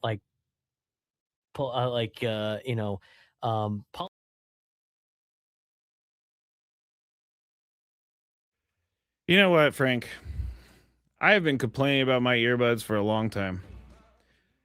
Since I bought them, I cannot figure out how to get these things in my ear, but I love when they're in my ear. They stay in my ear. They're perfect in my ear, but getting them in the ear is tough. That's why you just throw some cans over your head. But then I have a line across my hair. That is messing my hair day up. That is an issue. But when you're 6 that is an issue. When you're 6'4" like I am, there's not too many people looking down at the top of your head. That's true. Yeah, you are tall. You are taller than me. I'm the tallest guy on my show. You're the tallest guy on your show. And Ben, Paul's pretty. I wasn't meaning it like that. No, I know. Paul is pretty tall. I don't know if he's taller than Ben, though. I'm not sure. I don't think he's. Ben's tall. Paul's tall. Woods is tall, but he's not as tall as those guys. Chat fell. He draws the foul. So that's number 2. No, that's number 1 for the chat. Oh, okay. All right. Braden Surprenant is out today. He will be back on Monday. Yes. He is in Boston. I believe he's going to some of these games. He's going to the Saturday game. Again, we are not going to have a show tomorrow because of the game. Braden will be at the game on Saturday. Then we will be back with you on Monday. We're here Monday, Tuesday, off Wednesday because of the series finale in Pittsburgh, and then Thursday, Friday. Okay. There you go. You have the schedule for the week. Mm-hmm. Gwen and Chris is going to be on today. I'm not going to be there. It's actually going to be Adam Klug in my seat today. Yes. So it goes 2 to 5 for them. And then at 5 to 6 is the Epic Wings roundtable replay that we do. Mm-hmm. And then no Skraby show tonight. But tomorrow, we will have a post game show since it's opening day in Boston and the game is starting at 10 a.m. our time, which is interesting because that's what 2:10 p.m. in. Yeah, Boston always does their opening day a little bit later. Okay, that's it's weird. always a little bit later. I think it's cool that they're going to Boston for opening day, though. Yeah, I don't know why. I think it's cool, but it's interesting. It's a place you never really go to all that often for an opening day, especially. You've been there? I have not. What? I have unfortunately not been there. Oh man, I've told this story before, but back when I was a drinker, I haven't drank in over 9 years at this point, and it's for a reason. It's definitely for a reason. This story I'm about to tell is one of those reasons. But I went to 2 Red Sox games, and I sat in the left field bleachers with all the near. I think it's called Pesky's Pole. Yeah, over there. That's a or the right field. Right field. Sorry, left field is the Green Monster. By the way, Green Monster, not as big as you think it is. It's not as monstrous as you think. It's monstrous, but I imagine to be afraid of this wall when I walked into the stadium. It's like the size of the second deck. It's is straight up to the second deck. It's not as big as you think it is, but outfield is massive. They have a weird park, but yes, I was sitting out there. The whole thing with Sweet Caroline came on. It's about 5 beers in or something. Oh no! And I had so much fun doing the ba ba ba, and people were cheering me on. They were loving it. Everybody was into it. It was awesome. I loved it. So if you go to a Red Sox game, please do the Sweet Caroline. Ba ba ba. It was fun. It was fun. I don't know if anybody's been to Fenway Park. You can leave a message in the chat. We are on the Braden Surprenant Show YouTube, also 97.3 The Fan YouTube. That's where I'm reading the comments today. It's the 97.3 The Fan. You're not looking in the StreamYard? No. You can just look in the StreamYard and you see all of them. We have, okay, let me open up the StreamYard. I was just watching the YouTubes before. Because we got Facebook. We're rolling on Facebook as well. We're rolling on Twitter. We're rolling on Twitch as well. Go Aztecs in the chat. Okay, I'm getting it. I'm going in right now. StreamYard's a little slow right now for some reason. Not sure why it's so slow. That whole computer is usually a little slow, and Braden loves making fun of it. Oh, this computer I'm not even touching. It's the laptop. It's the laptop that I'm doing. I've lost that computer now. It works fine for what I need to do, which is simple copy and paste and looking up web addresses. I don't know why I sounded like I was 7,000 years old when I said looking up web addresses. Craig Stammen, that's what we were going to talk about. And Craig Stammen yesterday, I want to hear about one of the clips is what he's learned over his first week. So let's hear from Craig Stammen on that. I think the biggest thing is just learn to be yourself. And Randy keeps telling me, don't do it. Don't second guess yourself. Don't do it. That's what he keeps telling me, don't do it. And, I found some things that helped me move on from certain decisions that maybe could have went a different way, but you can always play the second guessing game. I'm second guessing myself probably more than anybody, but I think that's a healthy, and it helps me learn and then helps us make us better as we go. One thing, and I know that people are going to disagree with me on this, but one thing I think that is great about Craig Stammen is that he truly is not the guy who's going to act like he knows everything. And I like that. We don't need an egotistical manager who's like, I've been doing baseball for 40 years and we're going to go with the bunt right now. I've always said that the smartest person in the room knows that he's not the smartest person in the room. That's an interesting way of putting it. Craig Stammen is certainly that guy. He's not afraid to ask for help, especially in this job too. You have to be open to asking for help, especially when you don't know. Now, of course, you do have to learn a little bit. You can't just rely on everyone else. But I don't mind that answer at all, especially for a guy who is a player, has never managed, never coached before. So I don't mind that answer at all. Well, okay, so let's talk about what you did mind, because we were talking, and it's not a clip, but we were. Oh, it is a clip. Oh, it's a clip. Which one is it? The Playing to Their Potential? No. Who built the lineup? Oh, okay. Let's hear it. I got to give credit to Randy Nora. This was his lineup. I said, I'm tired. I'm not working really well on this. And he goes, Gregor, that's good, because I had one already written up for you. So we're riding with Randy right now. You still have to sign off on it, though, and Ramon in the 5 spot. Yeah, we switched a couple around, but for the most part, it was his idea. I love how AJ Cassavell's just like, that's cool and everything, but Ramon's still in the 5th spot, okay? Like, why is he still in the 5th spot if we're doing something different with the lineup? That was a hilarious follow-up question, AJ Cassavell. So what did you have a problem with there?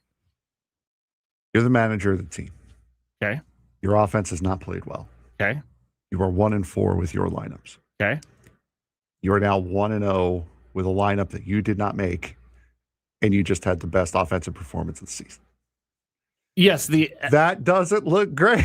The evidence is pointing towards not great, but I mean, Craig Stammen in the end is the guy who's putting together the lineup. Yes. Honestly, I kind of feel like Craig Stammen knew how demanding this job was, but he didn't know how demanding this job was.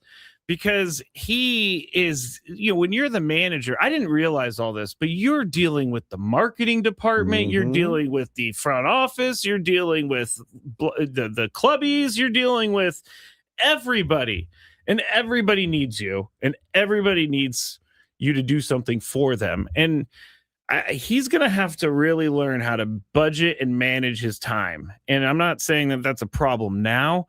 Anyway, going back to what you said about saying that Randy came up with the lineup, I'm fine with it. Yeah, it's a teamwork thing, of course. And I know that people are out there are going to be like, "Oh, well, he's not good enough to make the lineup. Then he's not good enough to be the manager." Here's the thing, though. There are plenty of other teams where the bench coach or whoever makes the lineup, or the GM, or the general manager. I'm just saying. It was the best offensive performance of the season. It was. With the lineup, the you know what he said? And Craig Stammen is smart. He said, "We're riding with Randy." So yeah, exactly. So there you go. That's a smart thing. He's seeing it, and he's like, "This is successful. We're going to do it again." And then AJ Cassavell says, "Well, Ramon Laureano's still in the 5th spot, though." Cole Brooks in the chat. I could care less as long as we win. He's learning, for Christ's sake. I know. No, I know, dude. Yeah, and we've said the same thing on the show. You're in here every single day, so we've said he's learning on the job. SD Mike said, I would be annoyed if he was acting like he knows everything. I'm fine with him having someone else work on the lineup for now if he hasn't figured that out yet. Right. Hey, we could have Tony Vitello. I'm not saying I don't know how he's going to end up as a manager, but it's not been smooth sailing. No, not for San Francisco. There's been lots of criticism. There's been lots of what in the heck are the Giants doing? My friend, who's a massive, lifelong Giants fan, and he said, I'm done with Buster. Okay, be cool. Okay, what? Fair enough, Cole. Fair enough. Oh, he was talking to the yeah, I know yes. Cole. Cole's a positive. Exactly. And he's in here all the time, so we see him too. All right, let Frank have his thought experiment. Still not a member. Did I shut down your thought experiment? No, still not a member to the Braden Surprenant show page. Cole, by the way. All right, so when we get back, the sports thread. Matt Skraby, Frank Marchese, filling in for Braden Surprenant here on 97.3 The Fan.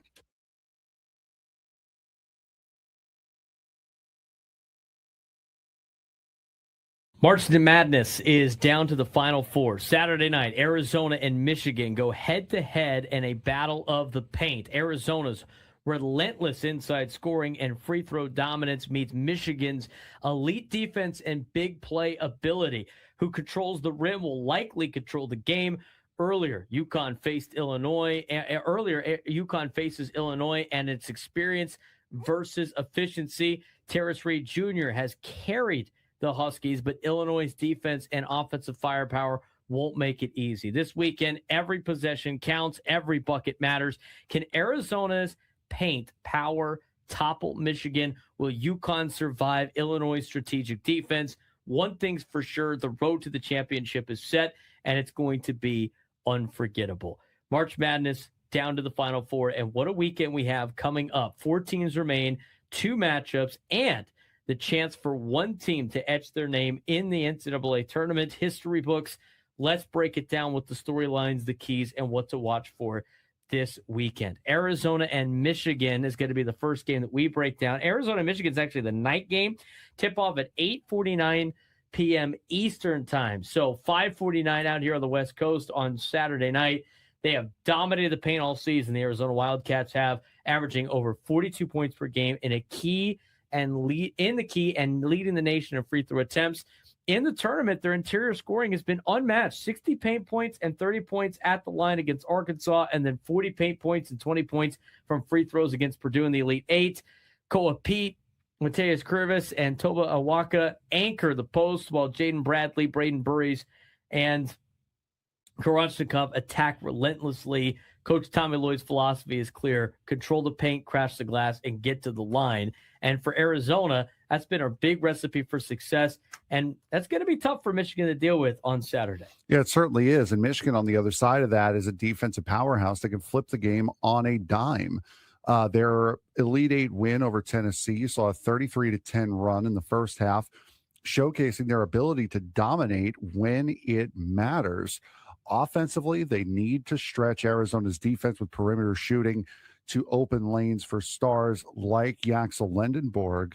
But right now, I think the biggest question coming into this game is going to be, can the ultimate paint versus paint battle, will Arizona's dominance inside outweigh Michigan's defensive discipline? And can Lendenborg carry Michigan if it comes down to crunch time? It's going to be a very big game. I think these are the 2 best teams in the country, playing each other in the semifinals, playing each other in the Final Four.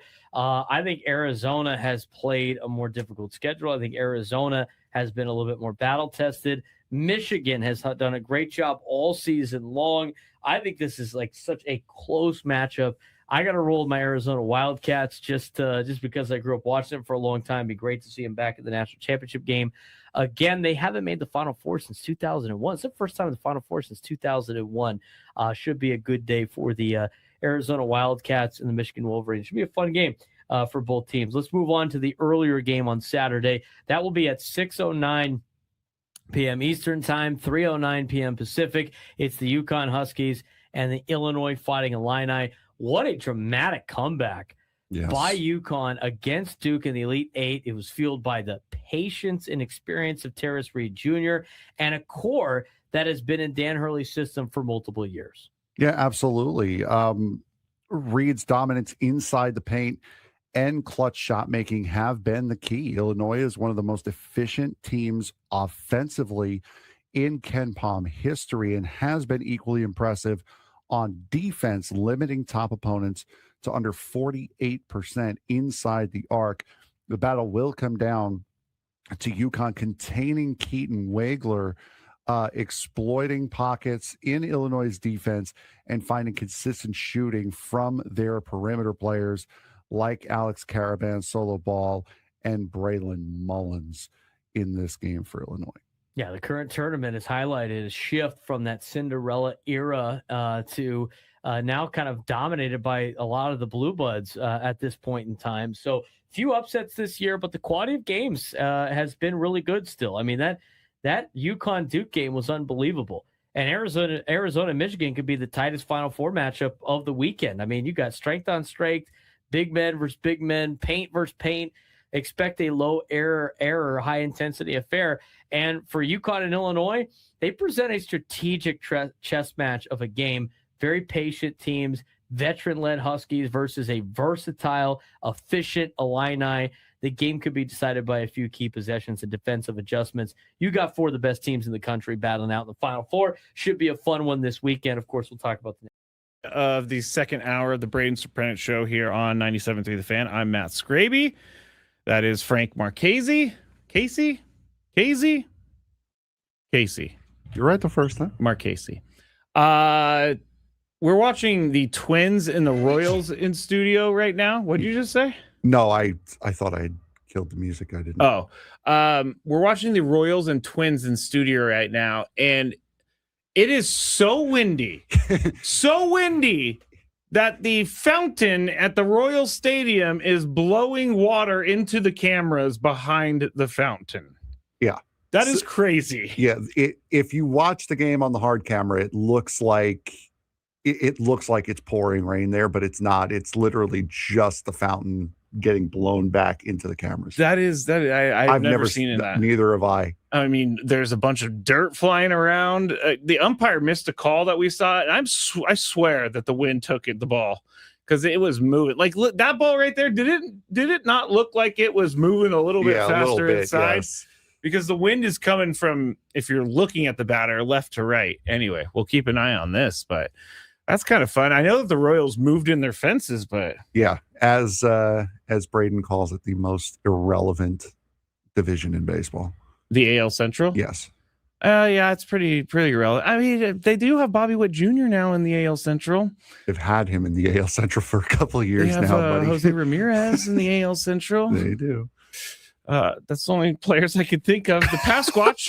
Pasquantino, yes. We have Manataka Murakami. Now, White yes. Sox. He's had a very good start to the season from what I've read. Hit a bunch of home runs to start the year. The rookies have been great. All right. So let's get into it. I just called you Chris. I am like in autopilot. Oh, I got a foul. Skraby gets his first foul.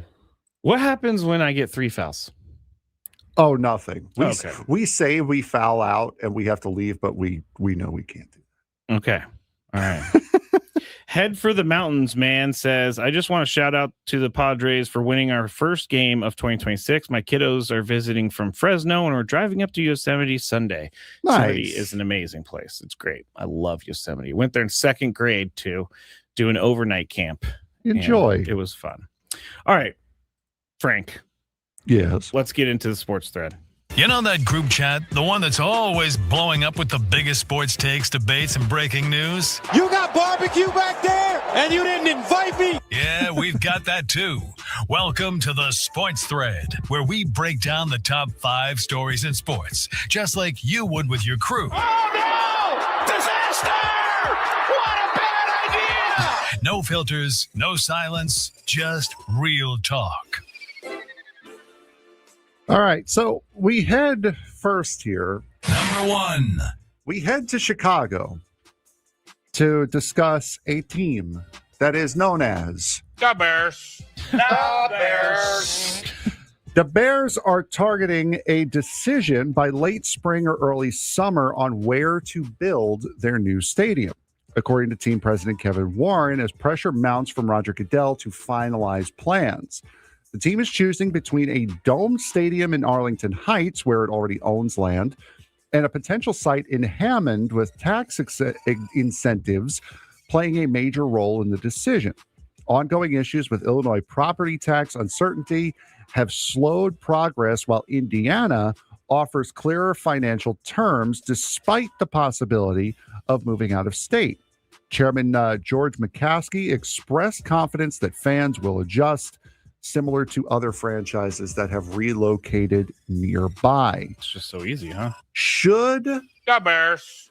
The Bears. prioritize financial incentives over tradition when deciding where to build their next stadium? Should they? No. Should they keep it close to the downtown Chicago area? Yes. I believe it's like right on the opposite Soldier side Field? of the Illinois. No, where the plan in Hammond is. It's like right on the opposite side of the Illinois-Indiana border, and it's actually still pretty doggone close to Chicago. It is, but I will say this. The 49ers chose to go with the money over go with the fanship because they moved 30-something miles down from San Francisco to Santa Clara. I know it doesn't sound like a lot, but you go and drive that 35 miles and you tell me how long it takes you, because it is a tough drive. But the Bears are Chicago, and I am just over owners who do not care what the fans want. They just care how much money they're going to make. And so should they prioritize financial incentives as a business? Probably, but I feel like professional sports franchises should operate a little bit different. I agree 100%. And Juan Ruiz had a great idea in the chat. Build it in San Diego. Build it in San Diego. Yeah, it'll take us like 9 years to get the. This dirt is not okay to build on. Hey, go to Chula Vista. They're true. They're popping up stuff all over the place. Yeah, they're pushing that plan right on through. Number 2. J.C. Tretter and the NFL Players Association pushed back strongly against the National Football League's contingency plans to use replacement referees, arguing that player safety depends on experienced professional officials. As negotiations with NFL Referees Association continues ahead of the May 31st CBA deadline, the league has begun preparing replacement crews and approved centralized officiating support from New York, from its New York command center. However, Tretter emphasizes that real-time on-field decision-making cannot be replicated by less experienced officials or remote oversight, warning that missed or delayed calls could increase injury risks, an opinion echoed by the NFLRA leadership. Do you agree that using replacement referees would put players' safety at risk, or can technology and centralized oversight make up the difference? I think using replacement referees would make the NFL joke. At this point, you are the biggest professional sports organization in the world. And I guess you could argue with some of the European soccer clubs, or leagues, but the NFL is everywhere. You cannot skimp by paying for replacement referees. We've said this on Gwen and Chris many times. The one picture that should be showed to the NFL every time they talk about this is the Fail Mary in Seattle on Monday Night Football, when the replacement refs, one of them said touchdown, one of them said incomplete at the same time. Neither one of them knew what the heck to do. And so it was a disaster for them. Do you want to feel old right now? Sure. That was in 2012. Oh my gosh. I didn't think it was that long ago. I was 26. That was 2012. Wow. Anyway, wow.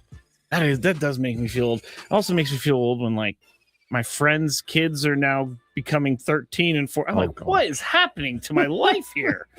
I do think I like that they would do the technology thing where they would be able to drop a flag if they need to. I think they need to keep that regardless, because if there is a roughing the passer penalty that's not called, they can say, hey, there should have been a penalty there.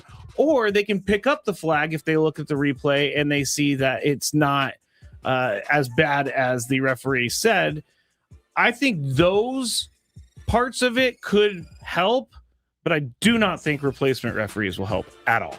No, I don't think so either. But yeah, it's an interesting thing about the player safety thing as well, because if they miss a hit, if the centralized officials miss it, then someone's going to think they could do it again and possibly get somebody hurt. So and not to mention, like, they're using not SEC referees, they're using like Division 2 and 3 referees, because the SEC referees probably get paid more than they probably get paid well enough, and SEC doesn't want to give up their refs, but the NFL has to figure this out before the season, because it's a joke if they go into the year with replacement referees. I think they will, because the PTSD from the fan base is going to force them to. Possibly. Yeah. Number 3. All right. Do you want to stick with the NFL, or do you want to go to golf? Is that a question? It's golf, baby.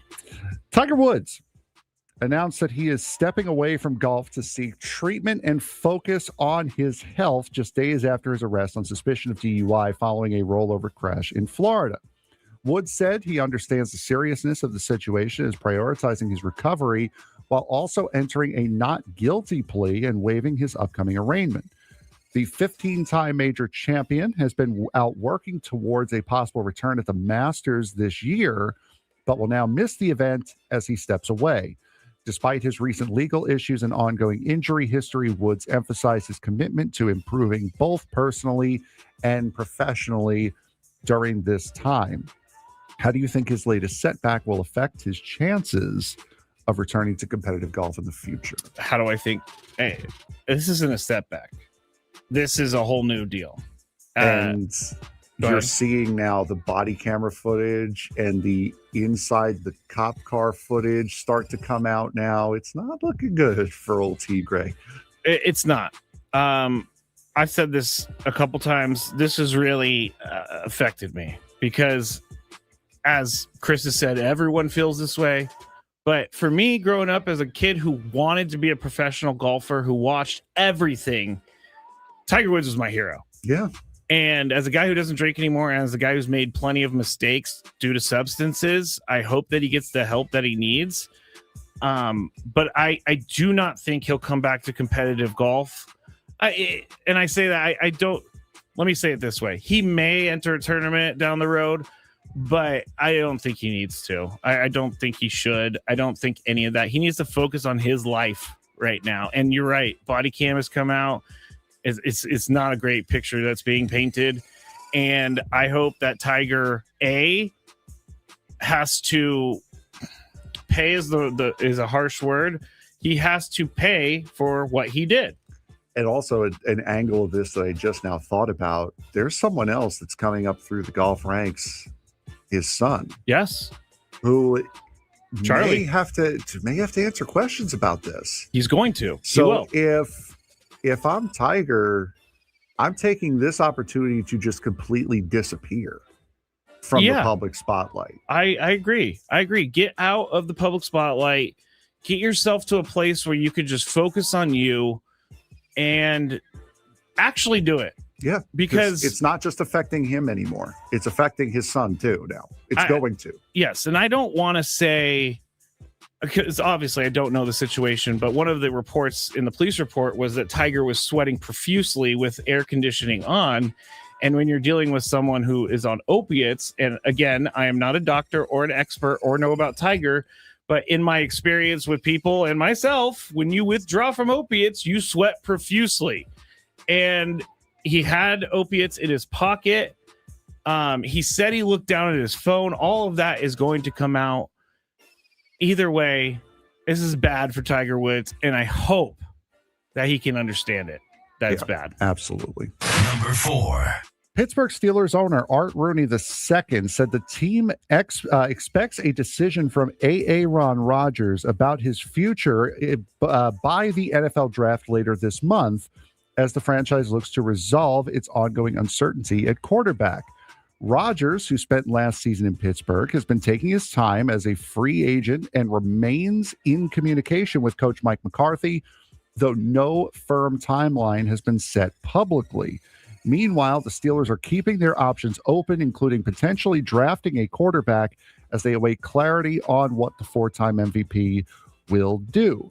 Should the Steelers wait on Rodgers' decision or move forward with a long-term plan regardless of the choice?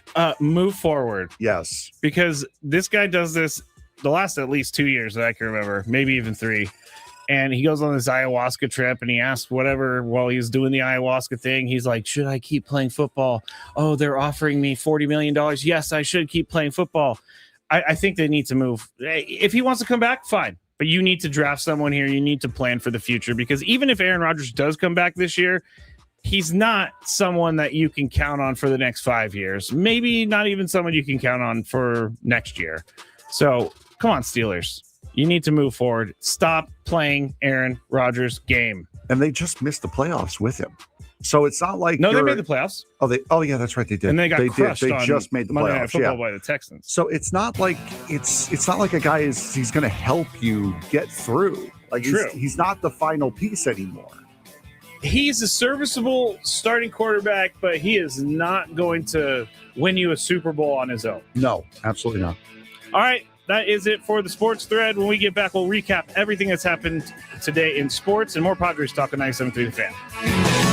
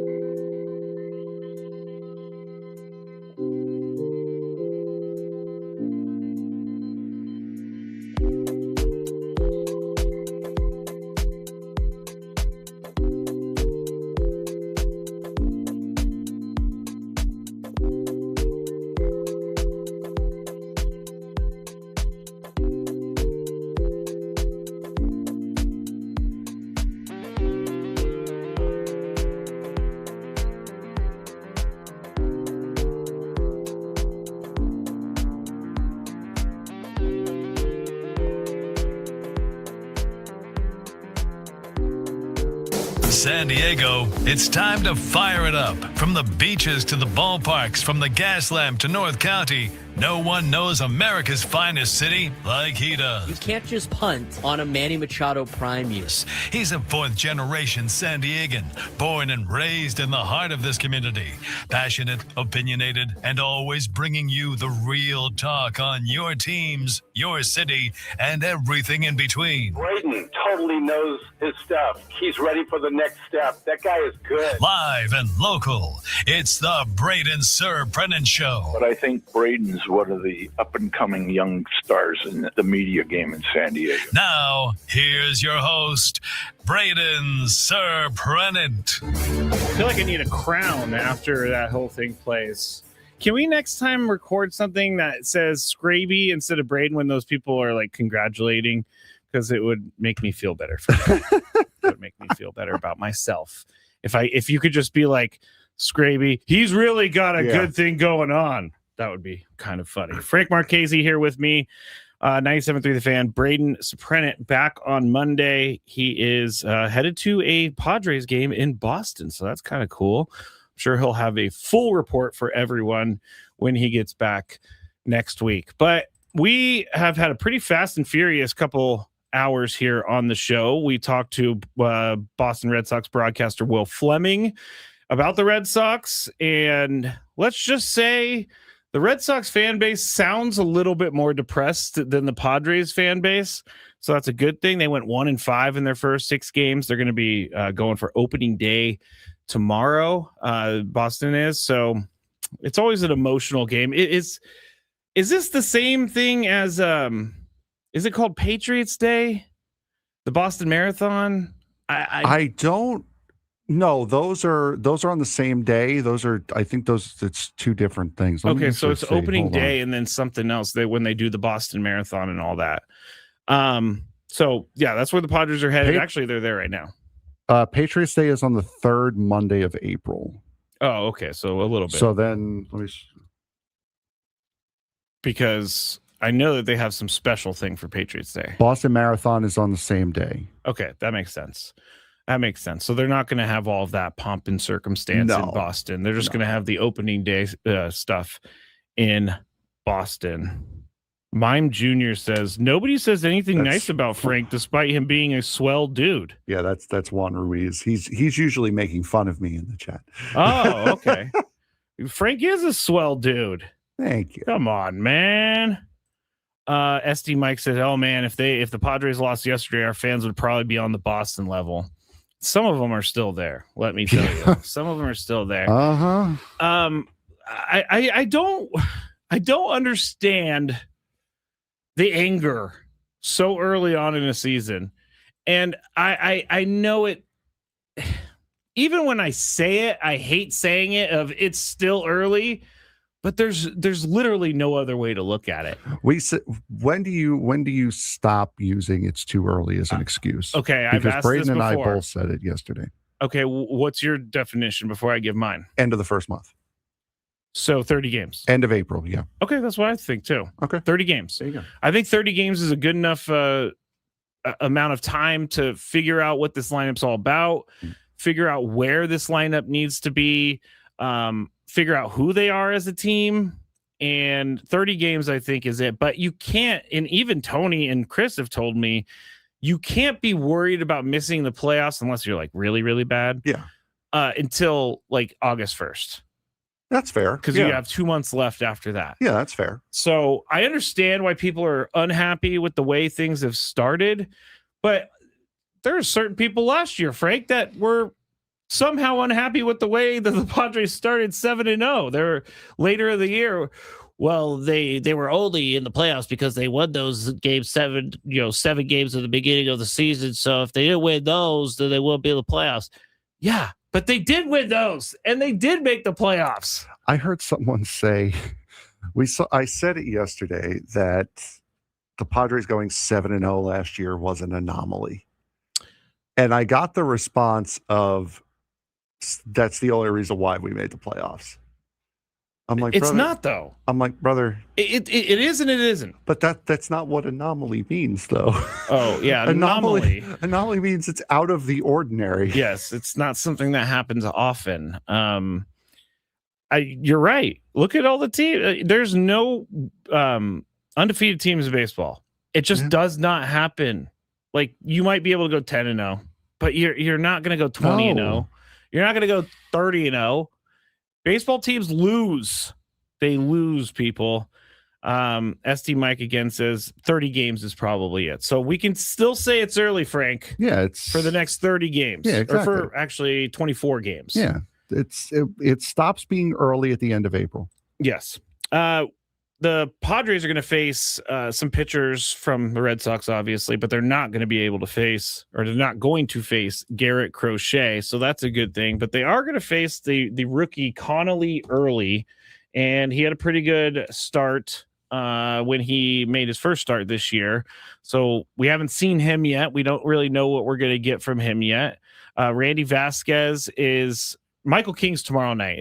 That's correct, right, Frank? Have they officially announced that Michael King being tomorrow night? Because I don't know if the Padres have officially announced. I haven't seen that. I haven't seen anything like official from the team. Like this is our thing, but that's what MLB.com has. MLB.com has it. So does ESPN has it as well. So you know what? We're gonna say tentatively Michael King, but I don't see it going in any other direction. But he's gonna face Sonny Gray tomorrow. Game is at 11:10 a.m. Then on Saturday, 1:10 p.m. game, Randy Vasquez against Connolly early, and then this is kind of a revenge game for Walker Buehler, wouldn't you say? Yeah, a little bit. He's going to start Sunday against Ron Hair Suarez. That character looks oh my so gosh. bad. The Twins and the Royals, you can't even see the play because the wind is so bad. The fountains are blowing mist into the cameras. The clearest thing about that was the strike box, was the strike zone box. That is kind of funny. But I mean, that one was particularly bad. Yeah, and by when the you way, see highlights later, you'll laugh. Yeah, by the way, that's the squirrel. Oh, totally. Oh man, we need that for full squirrel moment. We need that for Chris, honestly.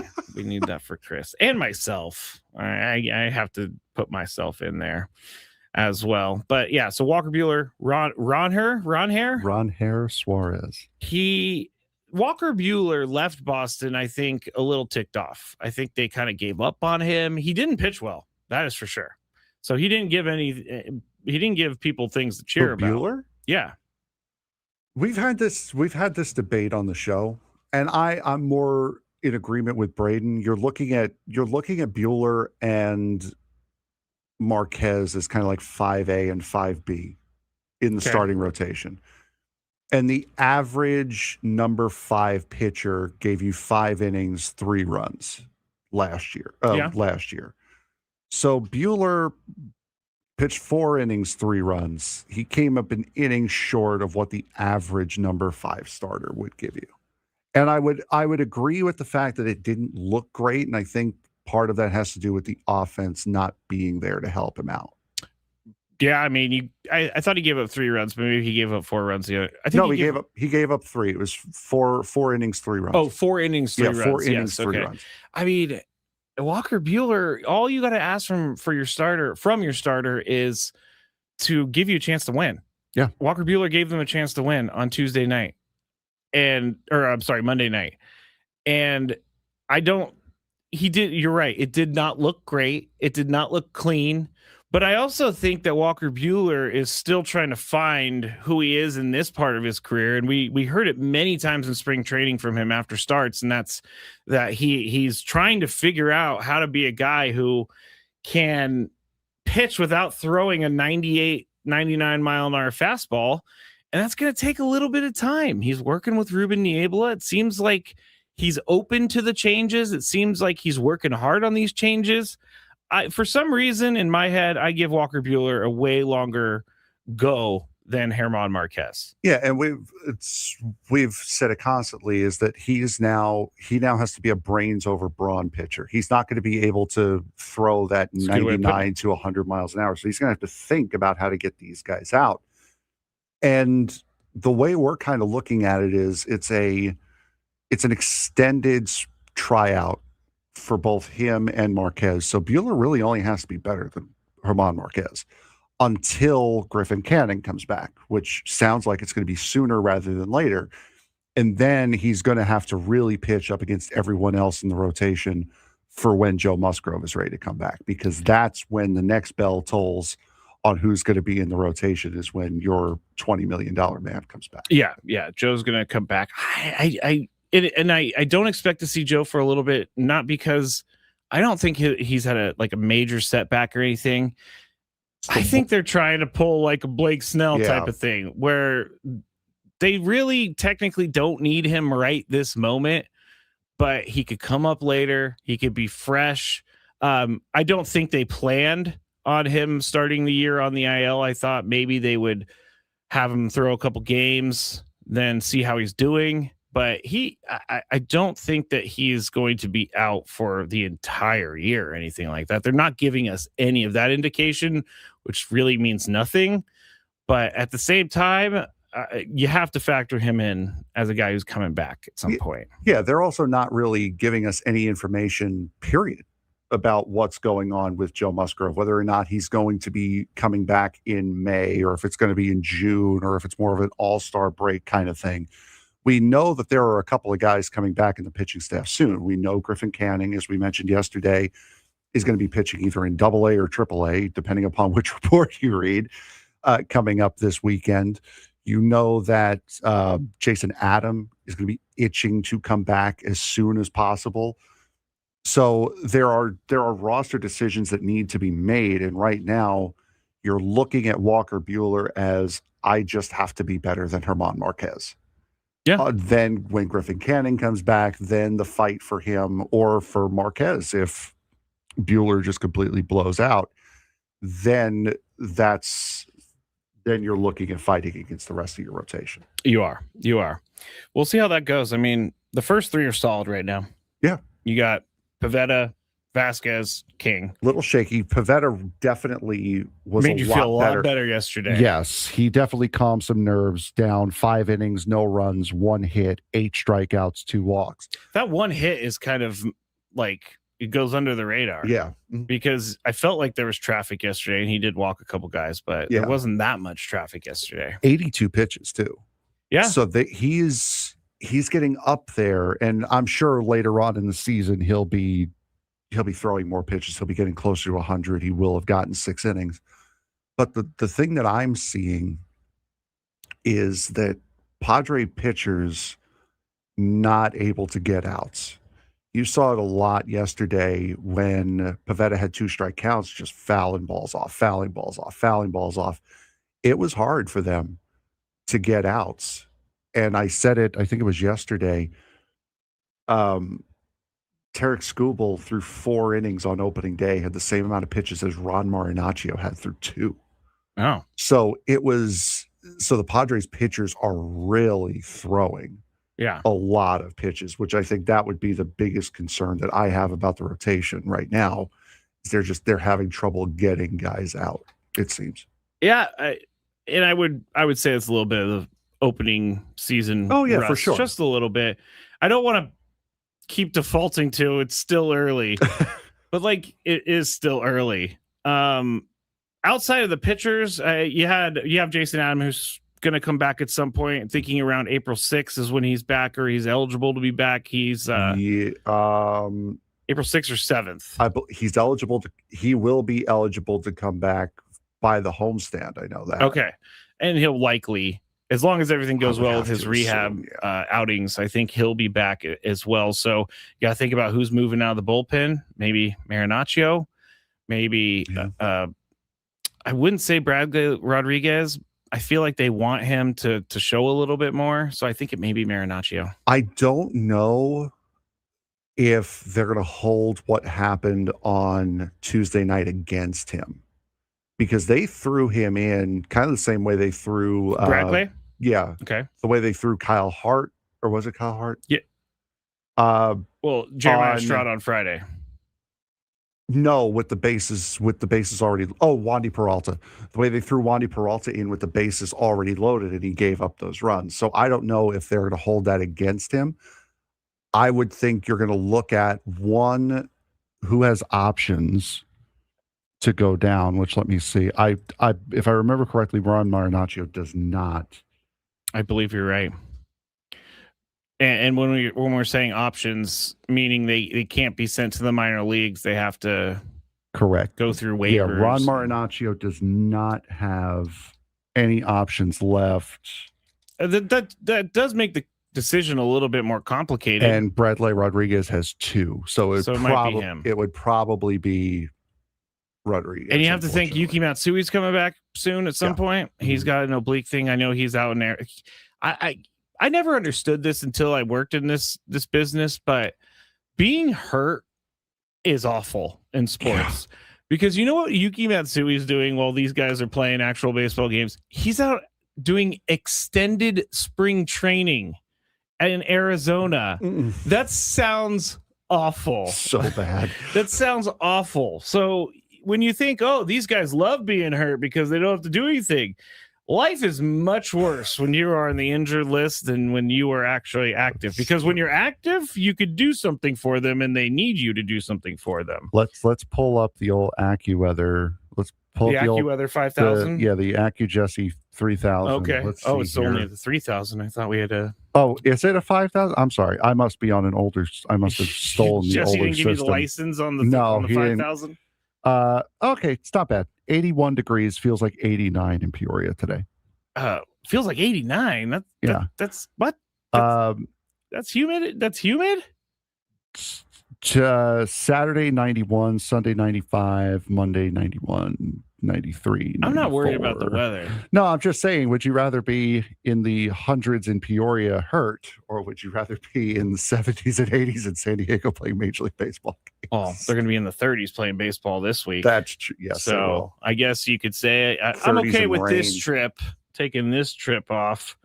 All right. SD Mike again. You have some funny stuff today, SD Mike.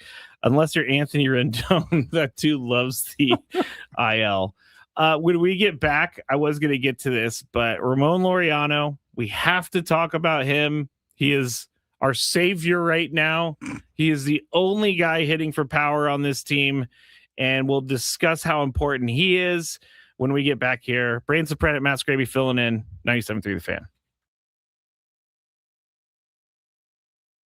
Playoff season is heating up. Buffalo Sabres are back in the postseason for the first time in 14 years, and the city is ready to erupt. Minnesota Wild are entering a golden era with Quinn Hughes and Kirill Kaprizov, while Columbus Blue Jackets could surprise with a breakout season.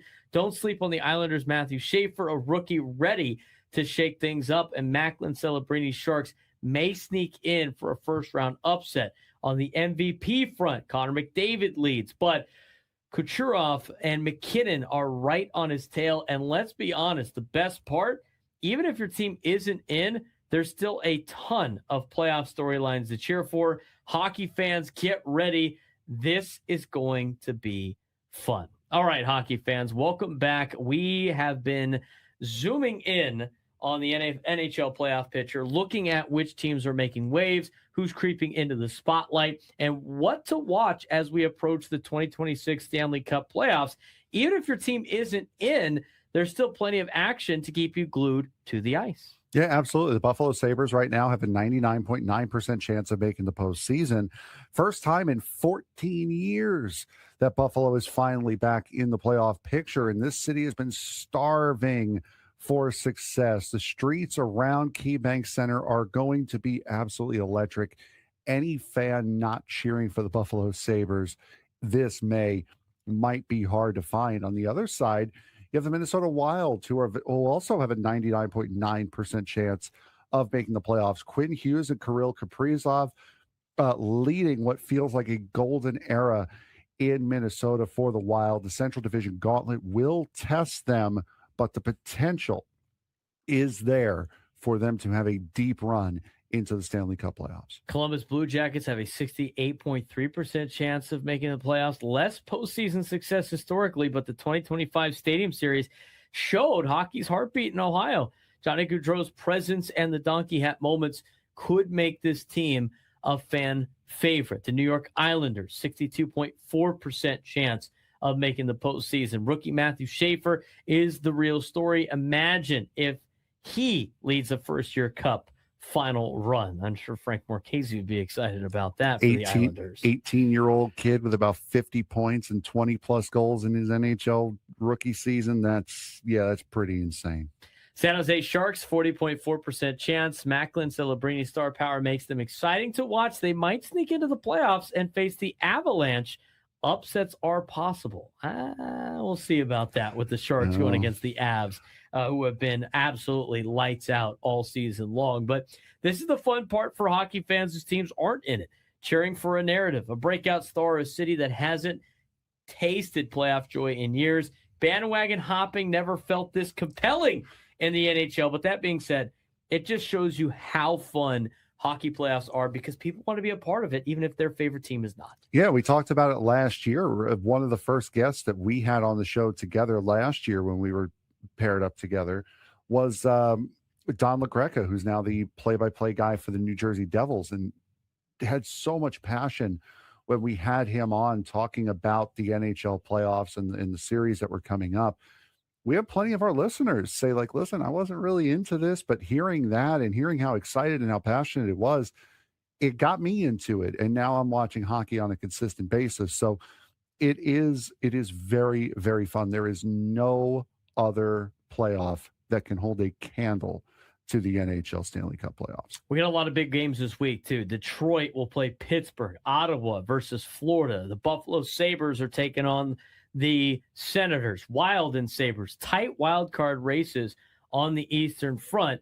Blue Jackets and Carolina Hurricanes are a tough test for Columbus, and the Boston Bruins road trip. Florida Panthers and Tampa Bay Lightning will challenge their consistency. These games will shape playoff seeding and give us a preview of who's peaking at the right time. Yeah, absolutely. And also looking also at the trophy matchups as well, the awards battles, if you will, the Hart Trophy or the MVP award.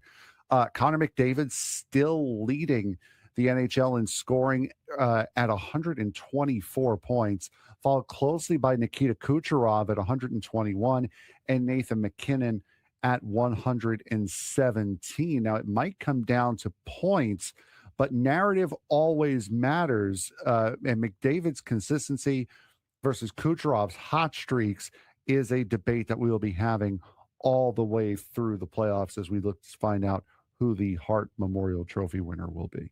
Yeah, so there's a couple of fun social media highlights over the week in the NHL. Penguins AHL affiliate.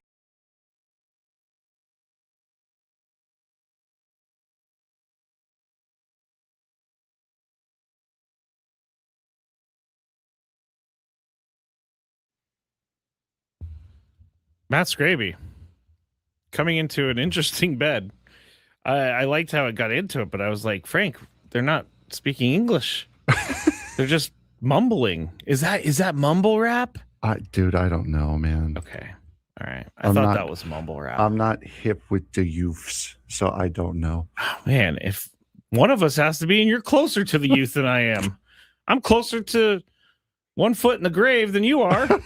Okay? Almost 41 years old. This noon lunch hour is brought to you by the Craft Taco. Bold flavors at 2 locations, Sereno Valley and inside Balboa Park's Natural History Museum. I'm waiting for the tacos. Where are the damn tacos at? I'm feeling you, bro. I don't know who that is, but I love it. It was Jeremiah Estrada. Play it again. From the playoffs. I'm waiting for the tacos. Where are the damn tacos at? I need that as my on my phone so I can just play that everywhere I go. I love It was from the playoffs. It was from the clubhouse celebration last year. He's not wrong. Where were the tacos? 2 years ago. Where were the tacos, Frank? I did not see them down there. I would have gladly had a couple tacos if I could have snuck my way into the line. Frank and I are broadcasting live from the Bill House Studios where we know how. We're going to talk probably in the 1 o'clock hour. We're going to talk about this growing trend of major league teams signing prospects to big deals before they even make their debut. I also have to give Frank a he's not a fan of the Matt Chapman topic, but we're going to talk about Matt Chapman's things that he said to Casey Schmidt yesterday, and we'll see how he feels about it, because we talked about it on the roundtable. Had no idea it was going to turn into what it turned into, which is Ben was really against this. I mean, Woods was against it too, but Ben was really against this. And if you don't know what I'm talking about, Casey Schmidt had a really tough day yesterday. Matt Chapman, as they come over to the mound for a mound visit, he looks at him and he says, "Catch the bleeping ball," but he did not say bleeping, and he said it twice. So we'll talk. Made it obvious too. He did. We'll talk a little bit about that later. But Ramon Laureano, let's talk about him. If Ramon Laureano does not hit the 2 home runs that he hit so far this season, the Padres would have 1 home run. Jackson Merrill would be the only guy with a home run for the Padres. They need to find Slug quickly. And now, they're going on the road and they are going to some cold places. I'm not sure if we're going to see the Slug on this road trip, but they need to figure it out, because Ramon Laureano is not going to hit 40 home runs. He's not going to hit 35 home runs. I would say he hits anywhere between 20 and 25 home runs, but he cannot sit going forward until they find someone else who can hit, because he absolutely has to be in the lineup. And one of the other questions topics that we talked about in the roundtable this morning, the Epic Wings roundtable. We have a great sponsor, Epic Wings, who brought in food for us and will be with us all season long on the roundtable. Tell me what wingy. That was weird. I don't want that one ever again. Please. You don't like Tommy Boy? I do, but Tommy want wiggy. I guess it is Tommy Boy. Tommy want wiggy. Please stop saying that. Please stop saying that. Ramon Laureano. Let's go back to Ramon Laureano, and that was a topic. Squirrel, play the squirrel thing, because I just squirreled. Squirrel. The topic was, should he be moved higher up in the lineup because he's hitting right now, and he's in the 5th spot. Mostly 5th or 6th. I actually think he's in the perfect spot. I don't think you're going to move him down into the top 4 of the lineup. Who are you going to move back to 5th? I guess you could say Xander. You're going to move Xander back to the 5th spot and put Ramon Laureano. I know that some people are saying that he should be the leadoff hitter, but he's the best power guy at the moment. So you don't want your leadoff hitter to be your best power guy. I think you leave him where he is in the lineup, because I've said this, and I don't know that people really agree, but I don't think hitting lower in the lineup is a bad thing. I want guys that are good hitters in the back of the lineup. I want guys who are going to make it hard on the pitcher. We've seen for a couple years, sometimes that 7, 8, 9 spot for the Padres is a black hole, and everybody just gets out. So I would like Ramon Laureano to be in the 5th spot, because he has those 4 guys ahead of him that can get on base and he can drive in. But bottom line is, they need to hit more home runs. They need to hit more doubles. They need to take advantage of Petco Park in the gaps that the park has. But Frank, Ramon Laureano, do you think the 5th spot is the best spot for him? I think the only way you can move him to the 4 spot in the lineup is if you're going to have some trio of Fernando, Merrill, and Manny. Then that kind of opens the door for Laureano to move up into that 4 spot, which I don't mind. He's been your best hitter by far so far in this season. He's shown some power, especially going into left field with the wind, the way Petco Park has been all series, going from left to right. So he's hitting big home runs into the wind. Yeah. So yeah, I think there's a way that you have to try to kind of finagle him into the best possible position that you can find for him right now. And if that means moving Jackson Merrill back, then that's what that means. If that means moving Xander Bogaerts back, then that's what that means. So I'm not opposed to seeing him hitting in the top 4, especially with the way he started. As Craig Stammen said after the game yesterday, he started off very, very well. Let's play that. You kind of talked what our debate was too of where we wanted to hit him in the lineup, and definitely could be up higher in the lineup the way he's swinging the bat right now, and our hottest hitter. And coming up behind Manny with that big 2-run homer there in the 8th was a huge hit, and his just energy, overall good at bats are just good for our team, and could definitely warrant an opportunity higher up in the lineup. I can't believe anything that's said about the lineup, because I was led to believe that Fernando was going to clean up. And I'm making this seem like it was personally vindictive towards me. It wasn't obviously personally vindictive towards me, but it was very annoying to see Fernando basically clean up all of spring training. And then the first game, the lineup comes down. I'm like, oh, let's see Fernando. What? Wait, what? He only hit leadoff once in spring training this year. He hit leadoff twice in spring training the year before that. But he went to the WBC, hit leadoff, and everybody wanted him back in the leadoff spot. No, I understand that. But what I'm saying is he hit leadoff twice in spring training last year, and he was the leadoff hitter all last year. So spring training really, I see what you haven't. You really haven't been able to use spring training as the leverage point, or that kind of to be able to the predictor to see where he's going to hit in the lineup. I want to see him lower in the lineup. I know that people love him at the first spot. And you know what? Chris brought up a point today that I think we should all talk about, and is Fernando as big of a hitter as we think he is? If you look at his stats, he's still a great hitter. Don't get me wrong. He's hitting 20 home runs. He's stealing bases. He's hitting for power. But is he the 40 home run guy? Is he the anymore? Kyle Schwarber of the lineup? And that I don't think is true anymore. He hasn't shown it. He hasn't. And I don't know if that's because of where he's hitting in the lineup, or if that's because he's just struggling with his swing, or if it's because this is the Fernando that he is, which again, great baseball player, but I think all of us think of him as a superstar.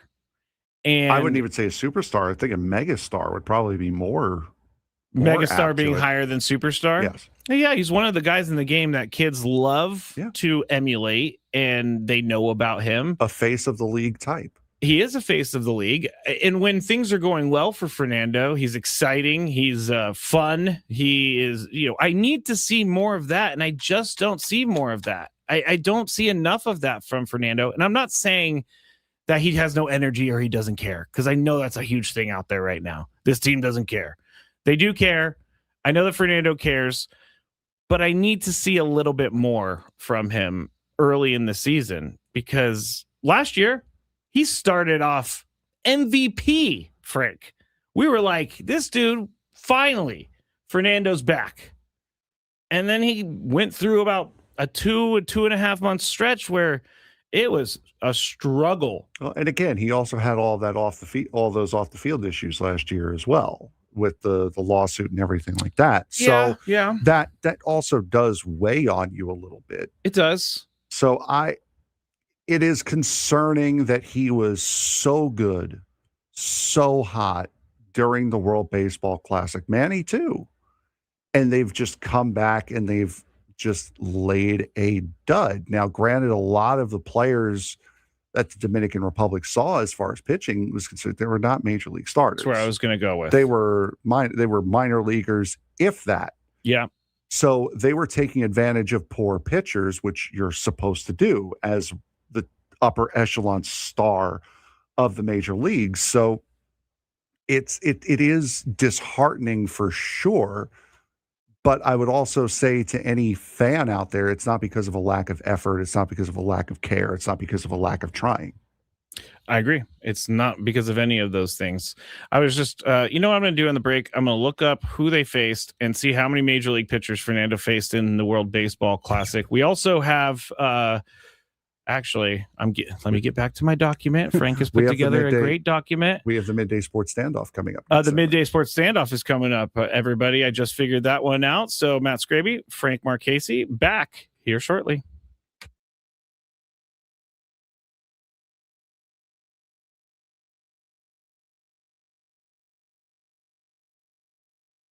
San Diego baseball just flipped the script. They're not chasing the Big West anymore. They're leading it. The Tritons just swept UC Davis on the road, now sit at 8-1 in conference and alone in first place. And it's not just wins, it's how they're doing it. Power hitting, dominant pitching, and even grinding out close games like that 3-2 win on Saturday. That's what contenders do. But here's the real question. Can they handle being the top team now? Because it's one thing to surprise people. It's another to stay on top when everyone's coming after you. They've got Hawaii up next, and we find out just how good UCSD is. And if UCSD is not just hot, if this is for real, a big series for the Tritons. This week belonged to UCSD Tritons baseball, and they didn't just win. They took over the Big West as they swept the UC Davis Aggies on the road and improved themselves to 8-1 in conference play, and now moving into sole possession of first place. Yeah, absolutely. Friday set the tone, a 9-4 win behind a dominant outing from Steele Murdoch. 12 strikeouts, just 5 innings, nearly a program record, plus 3 home runs from a red-hot lineup. Then on Saturday, it showed a different side, a gritty 3-2 win where pitching and late execution really carried them. In a game they probably don't win earlier on in this season. And Sunday just closed it right out. Didn't need to worry. A 9-5 win using patience at the plate, timely hitting, and clutch bullpen work to secure a UC Davis series sweep. The team is evolving, right? I mean, at the beginning of the season, it was, can they compete in the Big West? And now it's, are they the best team in the Big West right now? Because they're not just winning. They're winning in multiple ways. They are getting the multi-homer games with their power hitting. They are getting elite strikeout pitching with the 16 strikeouts they had on Friday. They're getting situational execution, which was the Saturday grinded out win. That's what good teams do. That's what contenders do.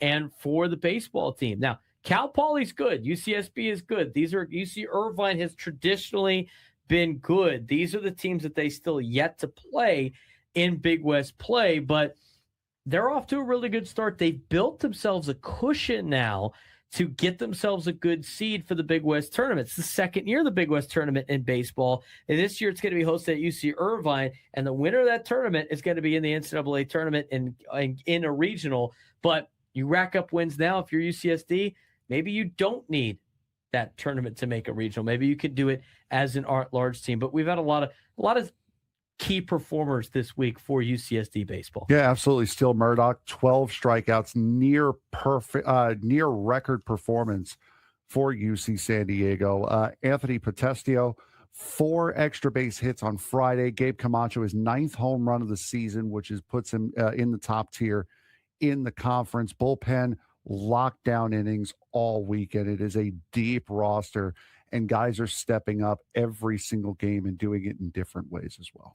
On the other side, though, in softball, it's been kind of a tough stretch for the Tritons. They played Long Beach State over the weekend. They lost 6-5 on Friday after fighting back. They were swept in a Saturday doubleheader, 11-2 and 4-2, and they're now 2-10 in Big West play. And the biggest issue, of course, it seems to be a recurring theme, is closing games and stopping big innings. They've shown the fight.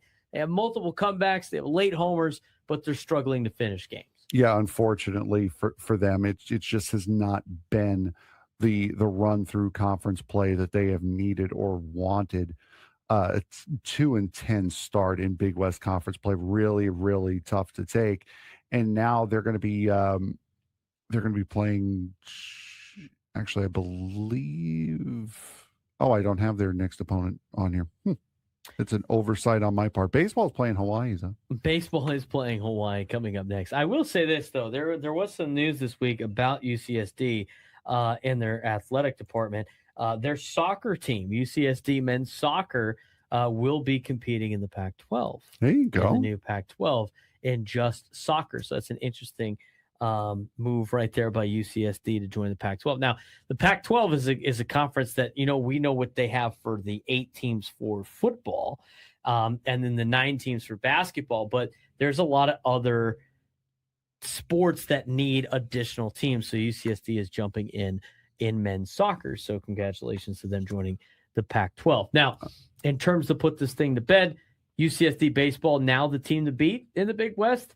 Right now it is, but they do have to deal with Cal Poly and UCSB. Those are the 2 teams that were at the top of the leaderboard in the Big West.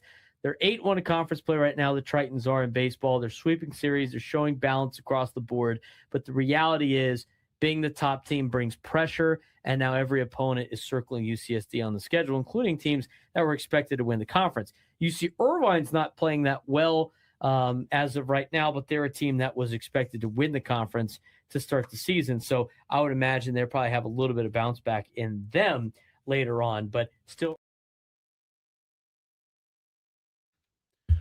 They say baseball is not a contact sport, but I just watched a guy slide into second base head first, put his basically forehead into the base, and his arm got stuck underneath him as he was sliding. Yeah, not great. Oh, and now we're seeing a broadcast just completely fall apart. Yeah, they're making sure his nose is okay right now. I'm not sure who it is. It's Cody Clemens for the Minnesota Twins. It's American League Central baseball in the middle of the day, folks. I mean, the Twins are just, is this might be the Royals home opener or something. I am going to learn. It's their opening series, yeah, but I'm going to learn more about the Minnesota Twins this year than I'm ever wanting to learn about ever, because one of the YouTubers that I watch is doing a rebuild on the Twins. So. A rebuild.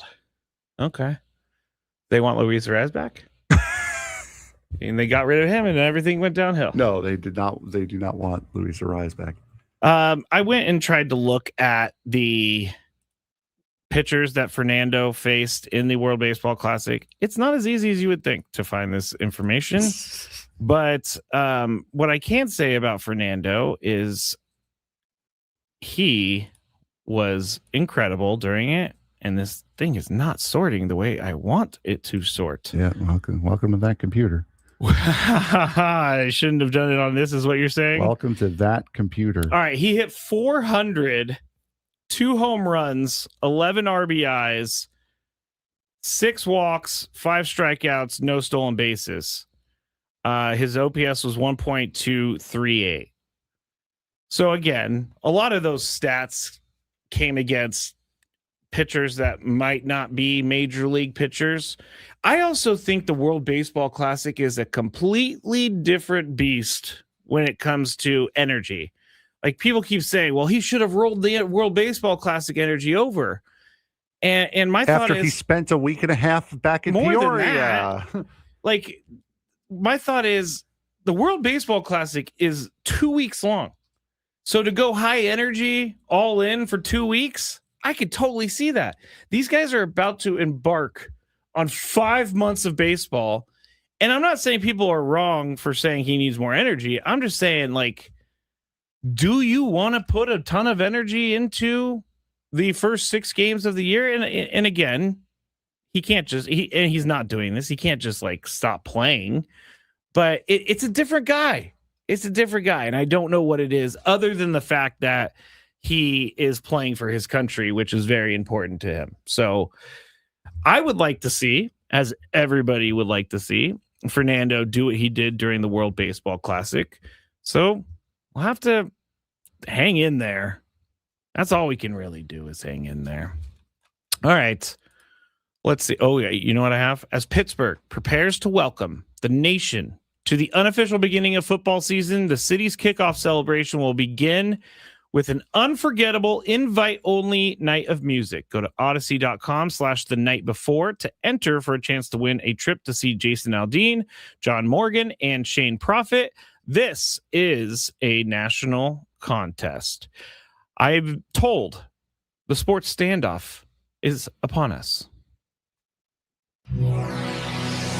Welcome to Midday Sports Standoff on the Braden Surprenant Show. I can't believe what I'm seeing right now. The ultimate head-to-head battle where sports knowledge and quick thinking collide. No, he's no good. Are you kidding me, Miss? Contestants will go toe-to-toe with Braden in a sports trivia deal where every correct answer brings them closer to victory. Down the sideline! Wow! Unbelievable! But 3 strikes and it's game over. This is not Detroit, man. This is the Super Bowl. Can you outsmart Braden? The midday sports standoff starts now. All right. I'm excited to play this. I've heard it obviously a few times, and it's a fun game. I know the person I'm playing probably just wants to really beat me. So I'm a little nervous about that. But if that person beats me, they will be qualified for a chance to win the grand prize, a 2-night stay at Fontainebleau, Las Vegas, and a $150 resort credit. March is no longer here, but April is, and Fontainebleau, Las Vegas is the place to catch every game. High-energy watch parties with expansive screens, great food and drinks, exclusive room rates, plus the pools and day club are open. Book your stay today at FontainebleauLasVegas.com now. Take it away, Frank. We have Robert in Vista playing today. Robert, how are you doing, bud? Good. How are you guys? Good. Pretty good. All right, so we have a top 10 list for you today. Is this our Chris vs. the Fans, Robert? Yes. I knew it. I got to get my game face on. We have a top 10. We have a top 10 list for you today. According to BetMGM, going into the 2026 season, who were the top 10 best bullpens in Major League Baseball? Top 10 best bullpens going into the 2026 season in baseball by BetMGM. Robert, you have the first guess. Oh, the Dodgers. The Dodgers are number 4 on that list. All right. I mean, I'm just going to go with the Padres. Padres were number 2 on that list. Robert?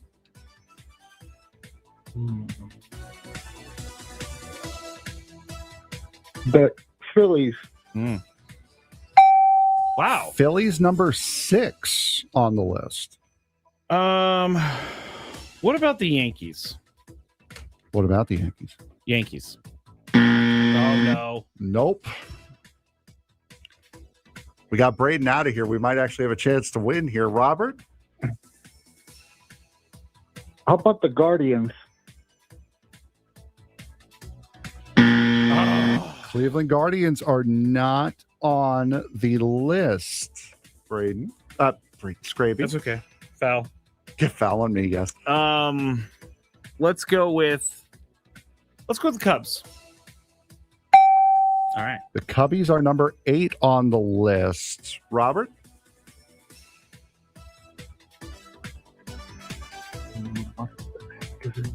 How about the Astros? Oh, the Houston Astros are not on this list. A very good guess, though.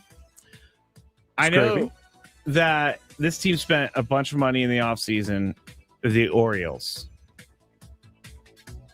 No! Both of you have 2 strikes, and you both have 2 answers correct. Robert? The Blue Jays. That's a good one.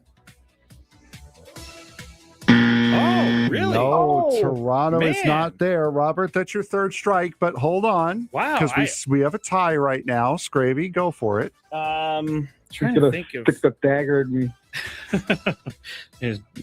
Don't underestimate me to lose this game. I'm trying to think of good teams, good closers.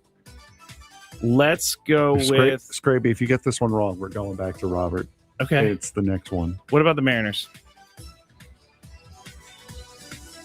Robert, he stuck the dagger in you, bud. I'm sorry. Dagger! Robert, I appreciate you. The Seattle Mariners are number 5 on the list. That gives Skraby the 3 after Robert's 3rd strike. How you feeling, bud? I love it. I mean, I told you in the break, once I saw Robert on the line, I was like, Robert's a good player. He usually does well at Chris vs. the Fans, and I need to beat him because he will never let me live it down. You want to take a guess at the rest of them? I guess, could I say, it's not the Pirates. The Braves? Braves are number 10 on the list. And I will also give you credit. Pirates are number 9. Their bullpen? Mm-hmm. Again, just according to BetMGM. I don't even know who their closer is. You have 1, 3, and 6. One is still not taken. Who is a really good bullpen team? Everyone that we yelled about, that how is this team's bullpen better than the Padres? They're off to a 5-1 start after all of that Marlins? complaining. The Marlins. No, not the Marlins. They're off to a 5-1 start. I know they're 5-1. It is a National League team, though. We already said the Dodgers. Is it the Giants? National League Central. Reds? The Reds are not 5-1, dude. Oh, you're right. The Cardinals? Just give it to me. The Brewers are number 1. How can I forget about the Brewers? And then 2 AL East teams. We've already said the Yankees. The Red Sox are number 6. And we have another AL East team. We've already said the Blue Jays. Also already said the Royals, the Orioles too. We said the Orioles. Who is the other team left in the American League East? Named after a fish. Oh, the Rays? The Rays have the 3rd best bullpen in baseball. By the way, I don't think they're named after a fish. I think they're named after a ray, but it's okay. Well, Ray is a fish. They have the best one? They have the 3rd best one. And Oh. can you please stop arguing with me on Rich Rodriguez Day, please? I'm sorry, what? It's Rich Rodriguez Day. Can you not? Okay, I'll stop arguing. I'll start arguing. For those of you who don't know the bit, remember how on January 7th it was Shohei Ohtani Day because his number was 17? Yes. So we are making fun of it all season long. Yesterday, we missed it. Pardon us for missing Sterling Hitchcock Day and Robbie Erlin Day because they wore 41. Okay. So 4-1. Today, Jerry Turner, Rich Rodriguez wore 42 for the Padres, so on 4-2. Tomorrow, we're going to be missing Dave Dravecki and Andy Ashby Day. Okay. Tomorrow, which is unfortunate. You guys are going to do this all season long. Mm-hmm. I wonder how many guys are. I have enough. The number of 55. That is actually our special guest for the round table next week, Mark Grant. He was 55? Mark Grant. Happy Mark Grant Day on May 5th. Oh, you're going to someone has to bring that up to him at some point. He seems like the type of guy who would love that. It's a great bit. We decided to, take Major League Baseball's bit and throw it back in their face. Well, I'm fine with that. Anything I can do to throw something back in Major League Baseball's face, I am okay with. Unfortunately, we are going to be missing on Saturday, because Saturday's the 4th. We are going to be missing Joe Musgrove Day. We are also going to be missing Jake Peavy Day. Oh, that's a big one. It's also Willie McCovey Day. That's a big one. And it's also, I didn't realize he was a Padre until I saw this. It's John Kruk Day on Saturday. He wore 44 for the Padres. I did not know he was on the team. Yes, he was. I knew this because of Tony Sr. played with him. And so Tony Jr. has stories about him. 86 and 87. He was a Padre. Yeah, I've been trying to get John Kruk on. I cannot reach him. We tried to get him on last year, and it's hard. It was I ran into so many different walls. But maybe one day, maybe Tony needs, next time we play Phillies, Tony needs to go over there and say, Crucky. I know that Tony's jealous that Kruk has the car shield or whatever. Yes. Tony talked about, he's not actually jealous. I'm just joking. But he talked about that the other day, the car shield commercial. And I was like, I can't really envision it. And now I do nothing but see car shield commercials. They are everywhere. And all of the old players from back in the day are the spokespeople. I think Frank Thomas is a spokesperson. Yeah. John Kruk is a spokesperson. Well, all right. I'm sorry to upset you on Richie Rodriguez Day. Yeah. Let's not. I won't do that anymore. All guests are brought to you by SDCCU. It's not Big Bank Banking. It's better.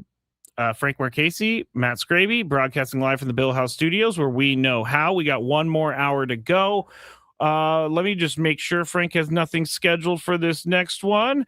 You know what we're going to do, Frank? We're going to talk about prospects getting big contracts early because the Mariners did it. The Pirates are seemingly about to do it. So we'll talk about that when we get back here on 97.3 The Fan. We still got some time. What am I? Man. Oh, I'm so used to the 15. Our thing starts at 15. No. Wow, I just went on autopilot. Yeah, I was just like, hey, did, see you, Frank. I'm out. I'm out. Off to the bathroom we go. We got we also had the Christian Campbell thing that we brought up earlier with Will Flemming. But yes, more coming up on the other side of this break.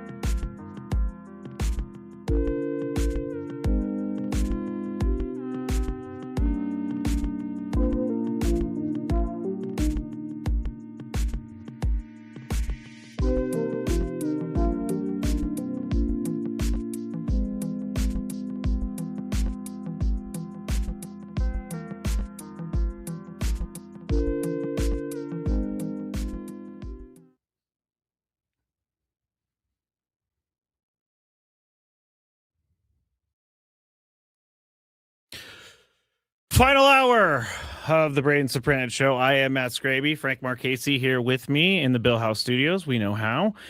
I think we've had a decent show. I can't say I've performed the best, but Frank has performed awesome today. Thank you, buddy.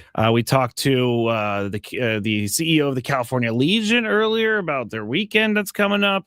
We talked to Will Flemming, a Boston Red Sox broadcaster, and he gave us some pretty good insight on the Red Sox. And they have a guy on their team that fits into this next conversation that we're about to have. And it's about why some major league teams are willing to offer long-term deals to unproven prospects that haven't even played a major league game. So Colt Emerson is Mariners prospect, and he signed he signed for like $85 million. It's an 8-year, $95 or million 8-year, $95. deal. His guarantee in this. So this is before he ever steps foot on a major league field.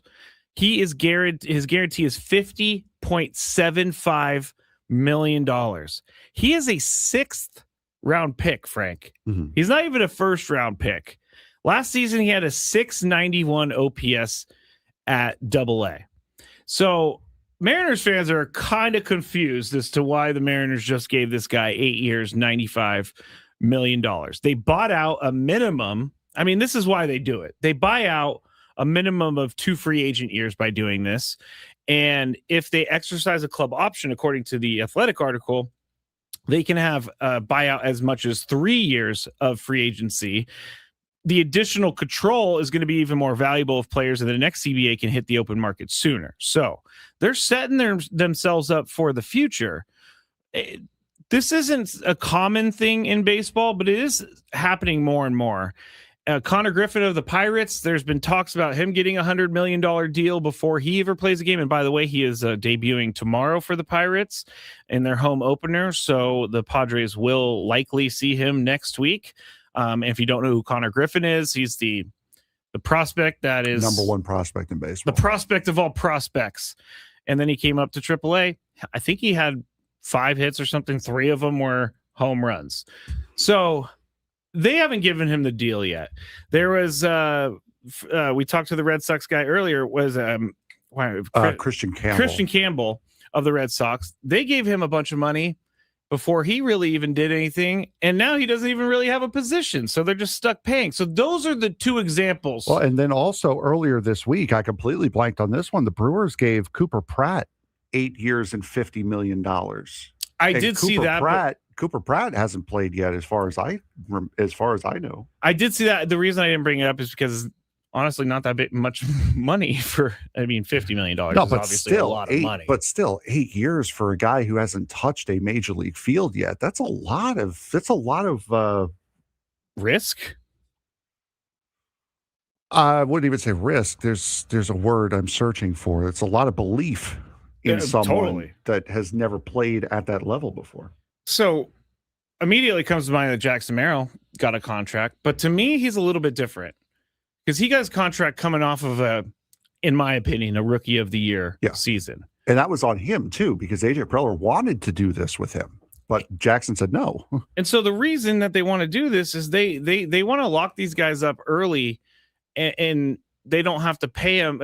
Number one, it's good for the player because the player gets paid, and it's also they can reach free agency and still get paid. So they have 2 big paydays. And for the team, they want to get these guys under contract. So if they do start their career on fire, that when they get to free agency or whatever, they don't have to pay them the max contract that they're going to pay them. I think that this is probably a good move for a baseball team. You just have to be very, very sure you're giving the right guy the money. Well, and again, this is kind of like what we, some of us applauded the Braves for doing with Ronald Acuna and with like Spencer Strider and Ozzie Albies, locking these guys down early. This is kind of taking it to that next level, though. These kids have not played a major league game yet. and you're already locking them down on 8-year deals, which again is their 6 years of control plus 2. So that's kind of where this comes from. It's like buy low and lock in big value for the long term, but it's such a risk to do it with guys that have never seen a major league field before. It totally is. Manny on the chat, I was just about to get to this. You read my mind, Manny. Evan Longoria kind of started this trend because 15 years ago, he signed an extension 6 days into his career, and that worked out pretty well for the Rays. Yeah. But there also are some guys you just know are going to be great. Corbin Carroll, also another guy who signed early. Yes. March 2023, he signed an 8-year, $111 million extension with a club option. So I'm not against this. I just don't want to see what the Red Sox did. Like, say the Padres did this, because I don't consider Jackson Merrill in this class, because Jackson Merrill has major league experience under him now. Mm-hmm. If they were to give him that contract before, obviously he's considered in that class. But we knew when they gave Jackson Merrill the contract that what they were investing in. We knew what kind of guy they were investing in. I don't want to be the Padres or the Red Sox where we think we found the guy, we give the guy a bunch of money, and then he's in AAA making millions of dollars. And that's what happened with, I keep forgetting the guy's name, Christian Campbell, right? Yeah, Christian Campbell. So I don't want to be that guy. Well, on that, you're also seeing like guys like, and this article mentions Julio Rodriguez and Bobby Witt Jr., who signed long-term deals. Those are guys, again, that had time in the major leagues under their belt before getting to this point, before getting that contract. So I would put those two in the same conversation, kind of like as Jackson Merrill. Not quite a risk because you knew what you were getting, at least at the major league level, before you signed them. If you look at where this kind of thing goes wrong, the article brings up a guy like Scott Kingery, who let me pull up his Scott Kingery. Yes, let me. Well, while you're doing that, I mean, everybody should go to The Athletic because they have a really great article about this. Unfortunately, it's by Ken Rosenthal, but you have to get past that in order to read it. Everyone's favorite writer. You know, I'm not going to say what I was about to say. We're going to move on. Scott Kingery since 2020 played 145 games in his rookie year, hit 226. 2019 he played 126, hit 258. Since then, 2020 36 games, $159. 15 games in 21 at 053. Played 1 game in 2022, 19 games at $148 in 2025 with the Angels, and has played in an game for the Cubs this year and did not get a hit. That seems like a waste of money then. Yeah. But he's still got time to go, right? It's still early, right, Frank? And Kingery, let's go to the Kingery. Computer here. Okay. All right. Scott Kingery. While you're doing that, he signed with the Phillies a pre-arbitration extension, 6 years, $24 million.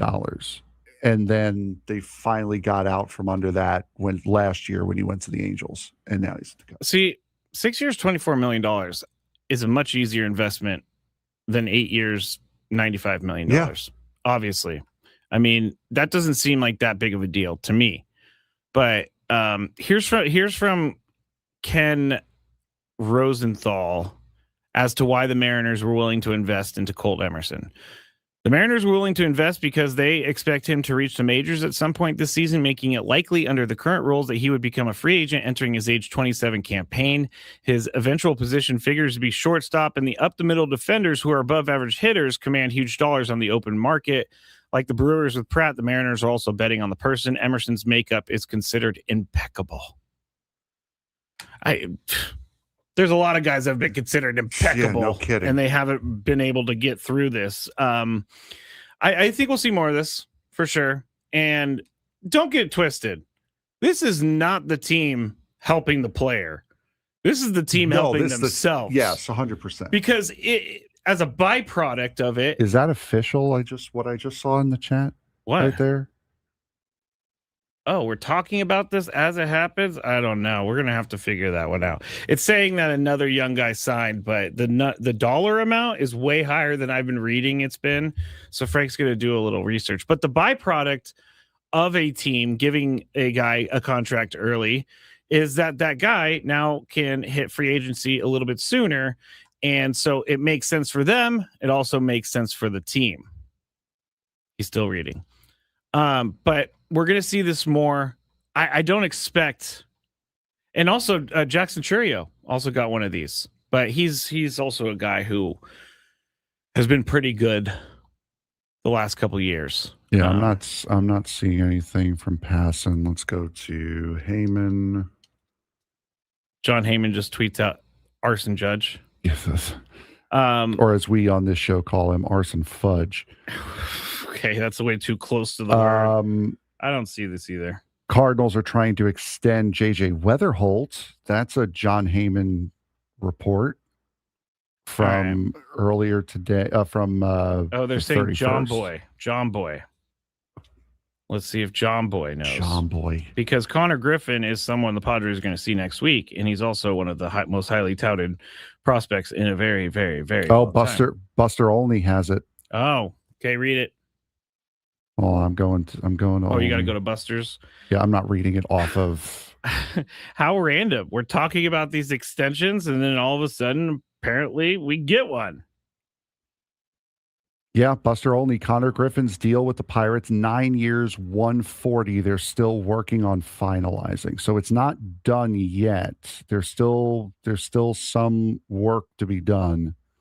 But Connor Griffin, 9 years, 140.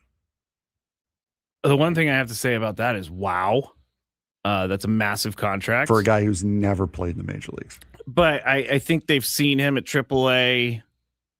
But 9 years, 140. What are the Pirates doing spending this much money? Like, they got to find a way to keep those schemes. They're trying to get salary cap compliant. That's what they're doing. I know their whole offseason, salary floor compliant. Their whole offseason was spent appearing like they were trying, but they actually weren't trying. WLNUD on the chat was the one who gave us that information. Yes. It's not that we don't believe you. It's just that we're not. I have been duped before. Yeah, we're not something. Yeah, we kind of have to be responsible with what we say on here. I've learned that you cannot just say what happens, because then you have to go back on the air and say, actually, I'm sorry, I got everybody excited, but it's not true. I'm sorry, but here I forgot one major part of this equation. Oh, I'm just stupid. Yeah. I forgot that I'm dumb. My bad. Yeah. I can't disagree with that. 9 years, $140 million. So let's think about that. I mean, I didn't even know the Pirates have that amount of money to give someone. I mean, they've been working on this for a while, and they're going to start a service time. Oh, here's another thing, Frank. They're going to start a service time. So they might as well. Yeah, you may as well at this point, because it helps them if they don't have to start his service time. If he's under contract and it buys out all of his arbitration, it's not going to be that big of a deal. Yeah, it's all of his arbitration plus 3. Imagine, this is from the chat. Imagine they gave Campusano one of those raises based on his AAA numbers. That's a great point. It's the risk you run. And my question is now, what are they waiting on with Paul Skeens? They realize they're not going to be able to afford Paul Skeens. Then just get rid of him now. You've got your guy. You got your new face of the organization. Just bye-bye. Just stop. Don't waste his time anymore. I agree with that, but I also think the Pirates know they can't sell tickets if they send Paul Skeens. You just got your new guy. You did, but you just got your guy. You need both.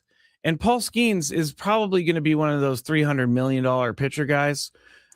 And Pirates definitely don't have that money.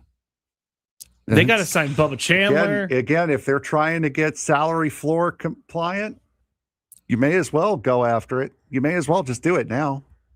I really don't know why, because you're saying salary floor compliant. I understand that, but it's not a part of the game yet. No, it's not. I really don't know why you may as well get ahead of it. If you know it's coming, which from what we saw out of a lot of the smaller teams that don't spend payroll, they know it's coming. So they started the process this offseason to be able to get at least close to it, to where it's like, oh God, we have to spend like $100 million now in order to get this. It's a lot easier to spend 40 million than it is to spend 120. So you may as well get close to it now. So this way you don't have to overspend, this way you don't have to overspend to get compliant on guys that aren't worth $40 million. I do understand that. I don't think the Pirates are that smart, though. The Pirates have never proven to be a team that thinks ahead. So Paul Skeens' Dodger contract, 5 years, $500 million. Oh, I'm seeing that. Eric says, I'm not ready for Paul Skeens to be a Dodger. Neither am I. You got to think they're running out of money at some point, right? No, they're printing money. No, but again, that's the game. And a lot of it that's one thing I'm sure that these CBA's negotiations are going to try to pin down, is we can't just have one place where all of the stars of the game just compile on massively deferred contracts. That's got to be something that comes up, and there's got to be some sort of way that that deferred money gets counted into a salary cap, to where now the Dodgers can't spend money during an offseason because they have so much on their payroll already. I don't think they care. I really honestly don't. I like they're making more money than a lot of big businesses out there. Right. Just as the team, because they have that entire Ohtani fan base. Yep. They have their Yamamoto fan base. They have the Japanese market. They've also got that incredibly friendly television deal. Incredible. That the Major League Baseball set up to help them for some reason. Yeah, to help them because they were going bankrupt. But I mean, you know what I say to that? You cancel the deal once you start making money. You would think that would be the logical thing. But I just, and this is kind of where the question leads to is this good for baseball long term, or does locking up your young stars make the sport less exciting in free agency? I'm not worried about that. Yeah, no, it's not about free agency. It's about keeping these young players in smaller markets for a longer period of time, instead of the Pirates being the minor league system for every other team. Yeah, I agree with that. It does like help teams to build around someone that people can cheer for, someone that people are going to be like, hey, I want to go to the ballpark today because Connor Griffin. And it helps us too, Frank, because then the big two teams, I mean, I guess I should only really say big one team of the Dodgers is going to sign up everyone. Mm-hmm. I really hope Paul Skeens does not become a Dodger, but I'm pretty sure he's from California, and I'm pretty sure Livy Dunn has been trying to get him to be a LA guy for a while now. She said she enjoyed San Diego. Come on down. Come on down, Paul. We'll give you $300 million. I just got a mouse in your pocket over there? Yes. Cool. Okay. I don't know what that means. The mouse is gonna give him what, 299 million of that? It's working right now. It's working on getting it right now, Frank. Okay. When we get back, we're going to talk about Matt Chapman, get Frank's opinion. I'll give my opinion on what he said to Casey Schmidt yesterday.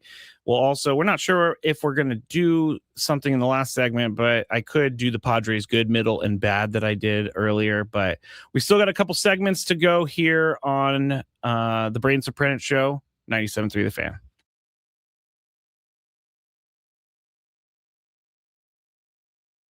The San Diego Gulls just got hit with a big change, and it could shift everything. Nathan Gauthier has been called up to the Anaheim Ducks, and while that's great for development, it leaves a big hole in this San Diego Gulls lineup. And the timing, well, it's pretty tough because the Gulls are coming off back-to-back losses to Abbotsford, where they struggled with slow starts and played from behind all night. Now, yes, there are bright spots as Sasha Petrusov is on an absolute tear, leading the team in points and extending his streak again. Justin Bailey hit 20 goals, but here's the issue. This team is relying on late comebacks way too often, and without Gauthier, that margin for error gets even smaller. So the big question becomes, who steps up now? Because if nobody fills the gap, this could go from a bump in the road to a real problem as we approach playoff time in the AHL. So this is the big headline as we're going to start with the biggest news, and that's the roster movement. The Anaheim Ducks have recalled Nathan Gauthier from the San Diego Gulls, and Frank, this is a big one. Yeah, it absolutely is. Gauthier was coming off of his best stretch of the season with 18 points over his last 21 games, plus the first hat trick of his career just recently. He has been one of San Diego's most reliable two-way forwards, and now he gets his shot at the NHL level. But the flip side is here, this leaves a very noticeable gap in this San Diego Gulls lineup, especially down the middle of the center position. And we talked about the timing. The timing is not great for the San Diego Gulls as we get closer to playoff time, and a team that has been playing really good hockey. And they just had a tough series in Abbotsford. I mean, the Gulls ran into trouble on the road. They dropped both games to the Abbotsford Canucks, a 5-2 loss where they didn't score until late in the third. 5-3 loss despite multiple comeback pushes. This was a team chasing the game most of the time. They showed fight, no question, but the slow starts and defensive lapses were costly, and that has been a problem for the Gulls this season. They have dug themselves into holes, and yes, the comeback kids have made a lot of great comebacks, but you can't do that night in and night out and expect to win AHL hockey games. No, you cannot. And you really, they have to find a way to start. They have to find a way to start a lot better, not just defensively, but offensively as well. You cannot be putting yourself into holes and not giving yourself some advantages to try to be able to maintain. And as you said, we've been doing these now for about 3 months, and this is every single time we discuss the San Diego Gulls. It's, well, they came back late, put up a fight, and still lost, or they won big. So while some of these signs are encouraging, these last couple of games against Abbotsford just have not been what you wanted to see out of the Gulls. Now, you talked about the encouraging portions of these particular games. I mean, you've got some players that are playing very well. I mean, yeah. Sasha Petrusov is on a tear. Team leader with 51 points, which is a career high, currently on a 6-game point streak. Justin Bailey hit the 20-goal mark and is riding a 5-game point streak. And Tristan Leno continues to produce from the blue line, now on a 4-game point streak. This team is still getting offense, but it's coming too late in games right now. Yeah, it's got to come throughout the game. It's got to be less spurts and more just sustained pressure. Now, it's hard to be able to sustain that pressure throughout a 60-minute hockey game, but that's what shows the difference between players who play in the AHL and players like Gauthier who are going to go up to the NHL. Yeah, and they got to do a lot better of not having to play from behind. I mean, the Gulls are becoming a team that starts slow, falls behind, tries to rally late, and while that worked during the comeback wins against Colorado, it's not sustainable. And at this level, if you're consistently and constantly chasing games, eventually it catches up to you, and that's exactly what happened against Abbotsford, and that is something you do not want to have right now in the season. No, you're in a playoff push right now. You are in a playoff spot, but it's not locked, and you have a chance to be able to get a little bit further ahead in the postseason race. So yeah, this is not a recipe that's going to win you games in the regular season. It's not really a recipe that's going to win you a playoff position, and it's certainly not going to win you games in the AHL postseason in the fight for the Calder Cup. Now the Gulls come home, and they have a key matchup against Tucson yet again, against the Roadrunners. And here's what matters. Life without Gauthier. Who steps into that role? First period urgency. Can they start faster? And defensive structure, too many goals against early. The next stretch is about adjustment. How do you see this team making the adjustments for this week? They're really going to show what they're made of now without Gauthier. They're going to need to find somebody. Pastajov has looked like he's going to be that guy so far that can step up if given the reins, if given the proper opportunity. He's played very, very well, leading the Gulls in points. He's going to really have to be that guy who is going to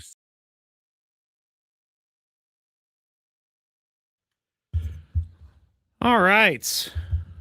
Back here in the Bill House Studios where we know how. Matt Skraby, Frank Marchese here.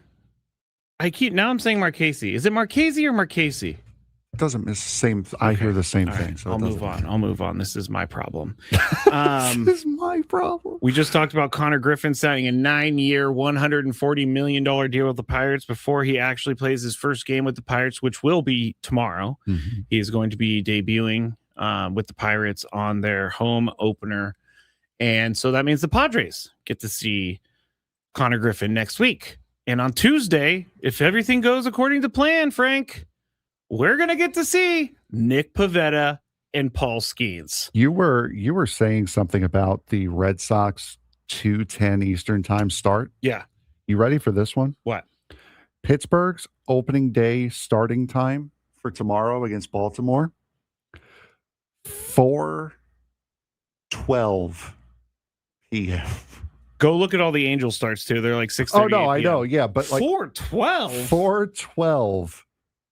Is Roberto Clemente's number 12 or something? No, it was not. That's weird. Like, what is the point of 4:12? Is that 4:12 Eastern? 4:12 Eastern.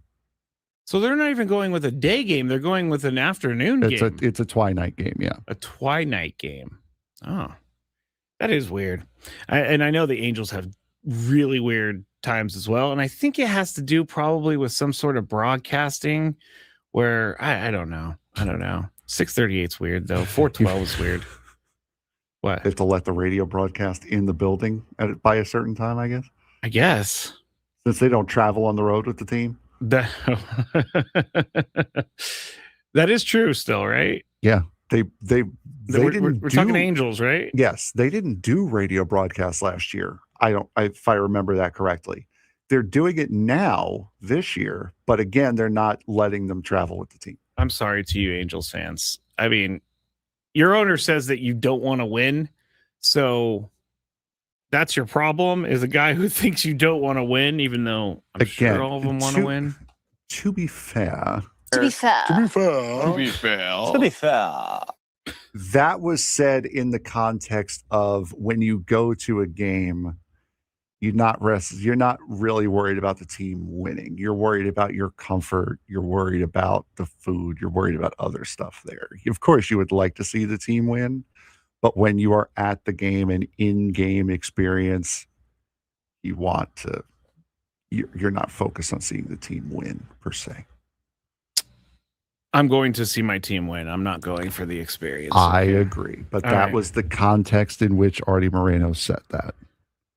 I don't care about the context. That guy just doesn't. He just doesn't know what people want. Like, I agree. Billionaires cannot tell us what we want because they are not us and we are not them. By the way, speaking of billionaires telling us what we want City Connect uniforms. Yeah, what do you have on that? We have. Well, it was announced earlier today, a couple of hours ago, that the Padres are going to be unveiling the City Connect uniforms on the 9th. Before using them in game on the 10th. Okay. So the City Connect 2.0 will drop on the 9th, which is next Thursday, a week from today, and then they will be used on Saturday night. All right. So I wonder if this is going to be a new night. Because remember, City Connect was home Fridays. It was Friday, yeah. So maybe they're just doing it for 1 week. Kevin Acey's newsletter, which I always tell people about. It's awesome. Go to subscribe to Kevin Acey's newsletter on the San Diego Union Tribune website. It gives you a ton of information. But he kind of confirmed that the pictures that were released were the pictures, or were at least very similar to the uniforms that we're going to be getting next week. So to my response of, if you're one of those dudes who's leaking stuff, why you got to ruin it? For the click, man. Come on. Who cares? No one cares about you. Do you remember the guy who leaked it? Yeah, exactly. His name was Joe Cool. Was that, if that is your real name? not. No, it's not. Yeah, no one knows who you are, dude. No one's going to remember you as the guy who leaked the uniform. Everyone's going to remember you as the jerk that leaked the uniform. Yeah, I'm not a fan of this either. Stop leaking stuff. You know, I have never been about doing things on social media for clicks. So, and I'm not saying that this person did anything wrong per se, although they did because they released the uniforms before they were supposed to. They did the same thing with somebody. Did the same thing with Cincinnati. I saw another one that was leaked. I think I would have I think Baltimore. If I'm walking through that room and I'm looking at all these new uniforms, I might start taking pictures of them, but I'm not releasing them. I don't need to do that. No, I've taken plenty of pictures like from places where other people would not be going, and I've kept them to myself, and I've had no interest in sharing them. It's almost more fun to just tell people inside your group than it is to tell everybody. Exactly. Because now you're the cool guy in your group. You got any more information? No. Okay. Well, then we're not friends anymore. No, I know the same thing you do. Quite literally. I find out the news the same exact time you do. Yeah. Sometimes that is the case. Oh, yeah. No, April 10th is a Friday. Thank you. W. Lund. Oh, what? When did you do that? What? What's going Lund on? is we missed it. Lund is a new subscriber unless he just posted on the other thing. I don't know. He's a member. Thank you for being a member. Adam Paul says, then don't pay attention if you don't want to know. I'm not trying to find out. It's not so black and white. Yeah, exactly. It's like I'm scrolling through and all of a sudden I see the leak. Exactly. All of a sudden it's there. It's like I wasn't looking for it. Yeah.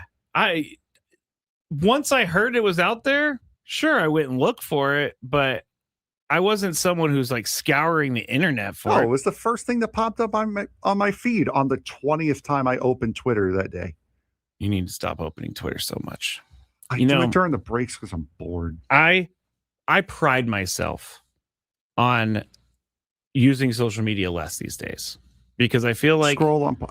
Social media is bad. Scroll on by. I'm sorry, dude. I'm sorry. No. He draws the foul. What do you mean scroll on by? It was the first thing that was on there. But what he was saying is just move on and don't care, which I understand. Too late. I already saw it. I understand that. Too late. And Adam Paul is right in this way. I say this all the time to people who say, hey, Skraby, your show sucks. Hey, Skraby, you're stupid. Thanks, hey, Skraby, bro. I hate listening to you. I say, then don't.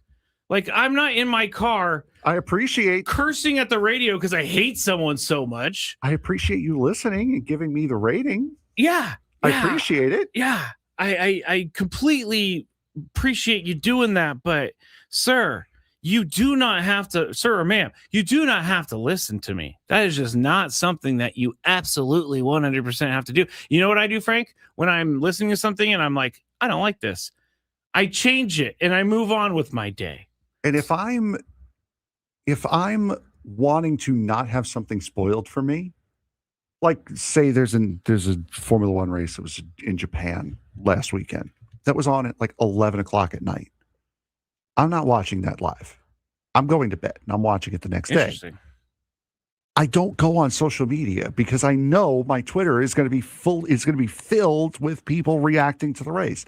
So I'm not gonna go on social media if there's something that I don't want spoiled for me that could potentially be spoiled for me. I wasn't looking for it. I wasn't expecting it, but boom, there it was.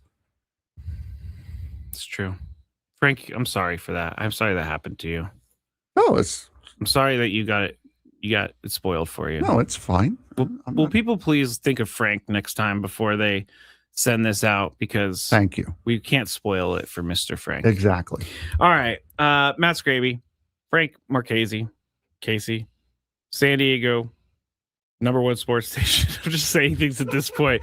We're filling in for Braden Surprenant. We have one more segment of the show, and I keep saying this Matt Chapman thing. We'll do that. We'll keep having fun, and then indeed, Gwen and Chris will be on at 2 p.m. You'll be throwing it to your show instead of taking it. Be like, hey, everybody, a mediocre show's coming up next. Just kidding. We'll be back shortly. 97.3 The Fan.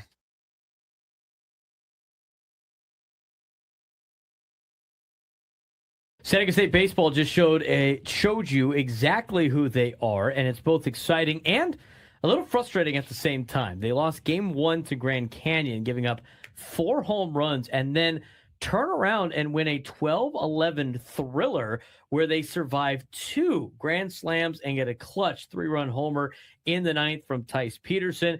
That's the definition of a roller coaster. They close the series with a 7-2 win, clean, efficient, and good pitching. That's the version of this team that can win consistently. But here's the question. Why don't we see that every game? Because when the pitching slips or they give up big innings, it puts too much pressure on the offense to bail them out. This team has talent, but if they want to contend in the Mountain West Conference and potentially make an NCAA tournament regional, they've got to find the consistency. It was a classic up and down week for San Diego State athletics, and the theme is very simple. They're competing, but not always finishing cleanly. No, baseball wins a big conference series. Softball also showing elite offense, but dropping another series, and overall consistency for them. Just the biggest question is on the baseball side, taking 2 out of 3 from the Grand Canyon Lopes, but the way they did it tells you everything. Game 1, it was a 9-3 loss, gave up 4 home runs. Opponent hit 556 with 2 outs. That's big. That is a situational pitching struggle, plain and simple. Game 2, though, absolute chaos. Survived 2 Grand Canyon grand slams. Count them, 1, 2 grand slams. Tice Peterson delivered a 3-run homer in the 9th inning, a 12-11 win, and then a 7-2 win in a nice controlled game and a great outing from Alex Belardis. Sorry. Yeah, small. They played smart, small ball execution. They had squeeze bunts. They had situational hitting, which is all good to see. And the key to take away, of course, is there are 2 versions of this team. There's the disciplined, pitching-supported team that wins series, and then there's the lose, mistake-prone team that gives up big innings. Right now, they're 15-14 on the year. They're 4-2 in Mountain West Conference play. It's good, but it's not great. And until they eliminate those big innings, their ceiling stays limited in the first year of Kevin Vance as the head coach of Aztec baseball. Let's move on to the softball diamond. Offensive firepower, but they have the same problem. Another roller coaster weekend for San Diego State softball against New Mexico. They lost 9-4 in Game 1. They lost 7-4 in Game 2, and they won the finale 10-3. Caleb Pollard had one of the best weekends you'll ever see. That's a big positive for the softball team. Reached base in all 6 plate appearances in one game, hit for the cycle across the doubleheader, and delivered bases clearing triple in the finale. That's a pretty dominant weekend for Caleb Pollard. Yeah, absolutely. An incredible way to look at it. Now, the same story as last week. The offense, explosive.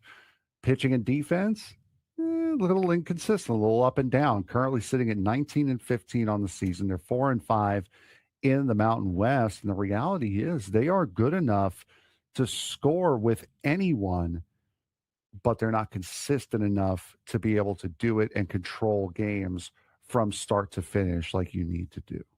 Yeah, what matters more right now for San Diego State? Is it winning games or is it how they're winning them? Because baseball just won a series, but they gave up multiple home runs, big innings, nearly blew a game that they had won. And in softball, they show elite offensive flashes, but they keep dropping series. So, right now, how you're winning does matter, because if you're surviving games instead of controlling them, that's going to catch up with you in conference play. Later on in conference play, it's going to catch up with you as you try to find a place into an NCAA tournament regional.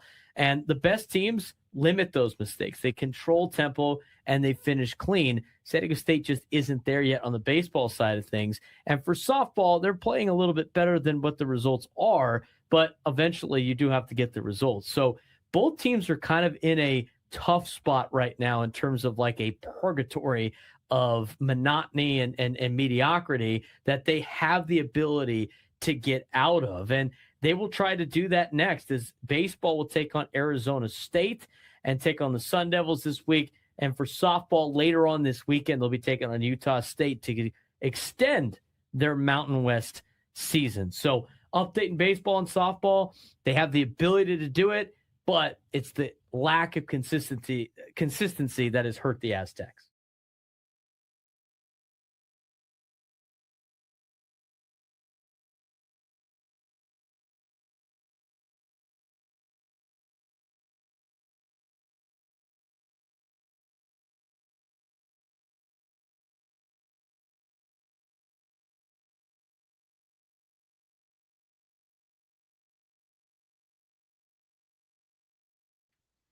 What a celebratory song to come into the last segment of the show. Is this something by design, Frank? Oh, just a day full of bad decisions. You know what I mean? Oh, okay. No, I don't. But yeah, actually, I do. I actually do.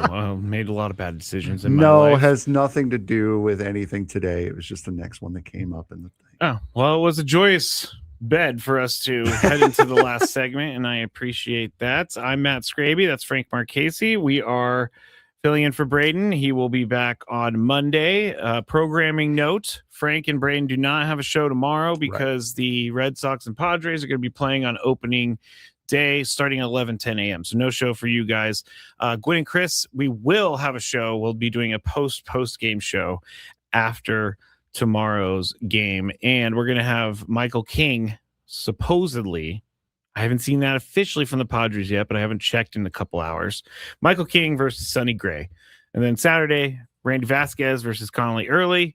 And then Sunday, Walker Buehler against Ronher Suarez. I mean, that's going to take a little time to adjust to, but if that's his name, that is his name.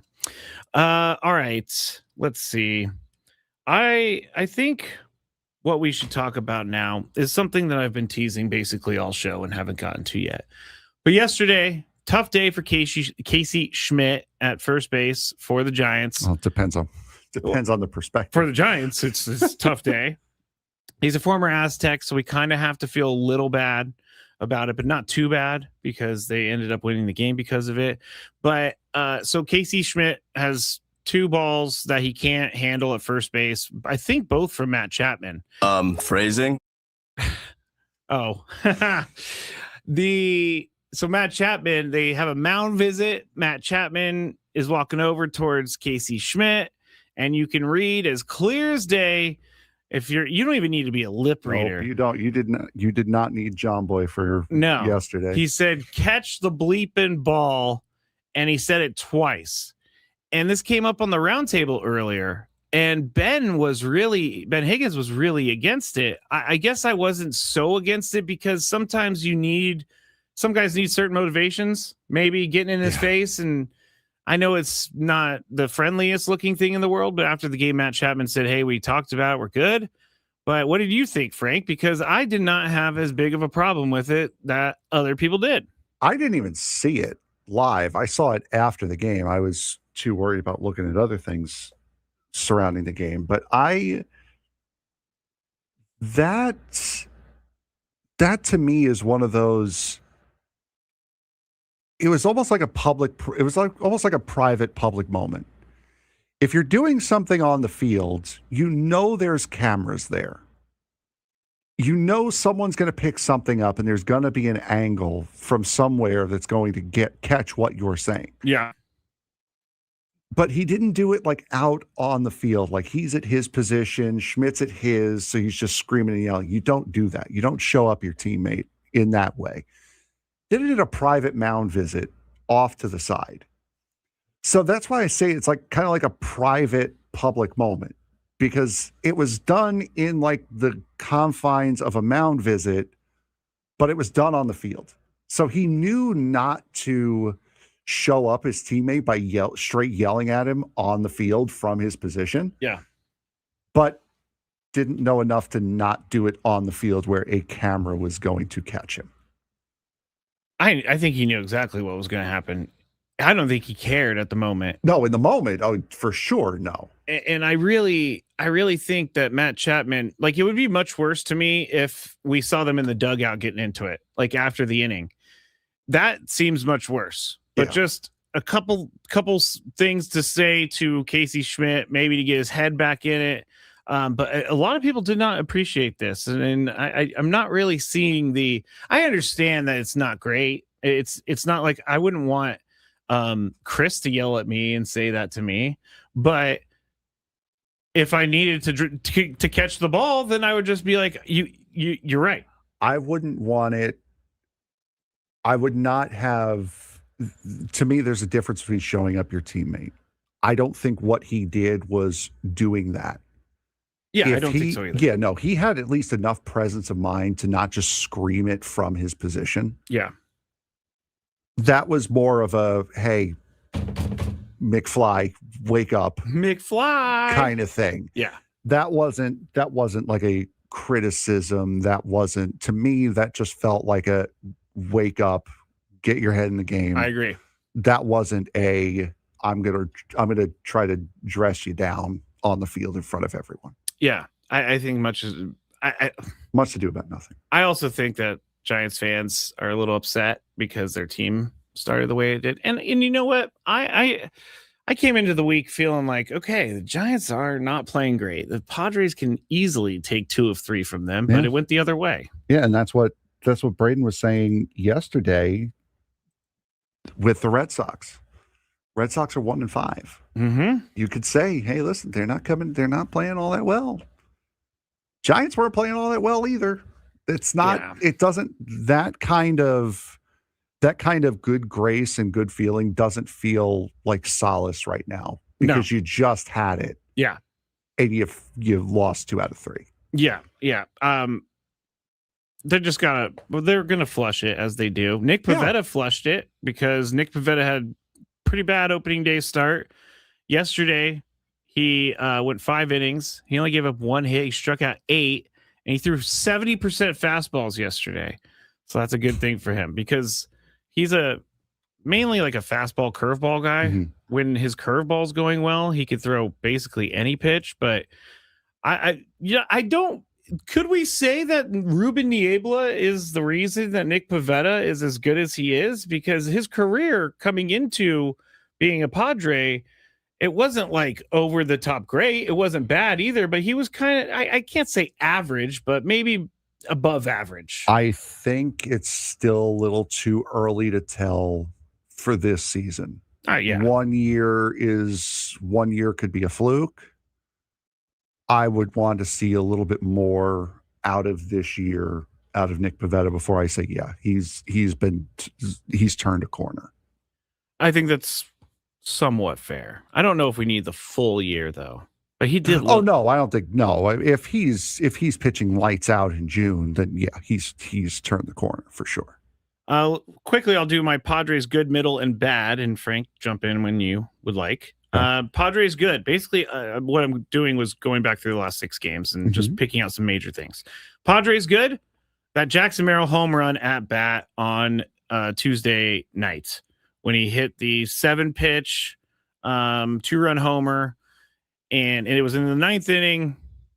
Thought maybe, hey, the Padres are going to come back and win the game. Might have a shot, yeah. Ryan Walker, he closed the door, but the at bat was great. He fouled off some pitches. He took some pitches. Really quick, Clay in the South Bay. I do not think Ruben Niebla is underappreciated. He got the loudest pop out of anyone, manager or player, on opening day.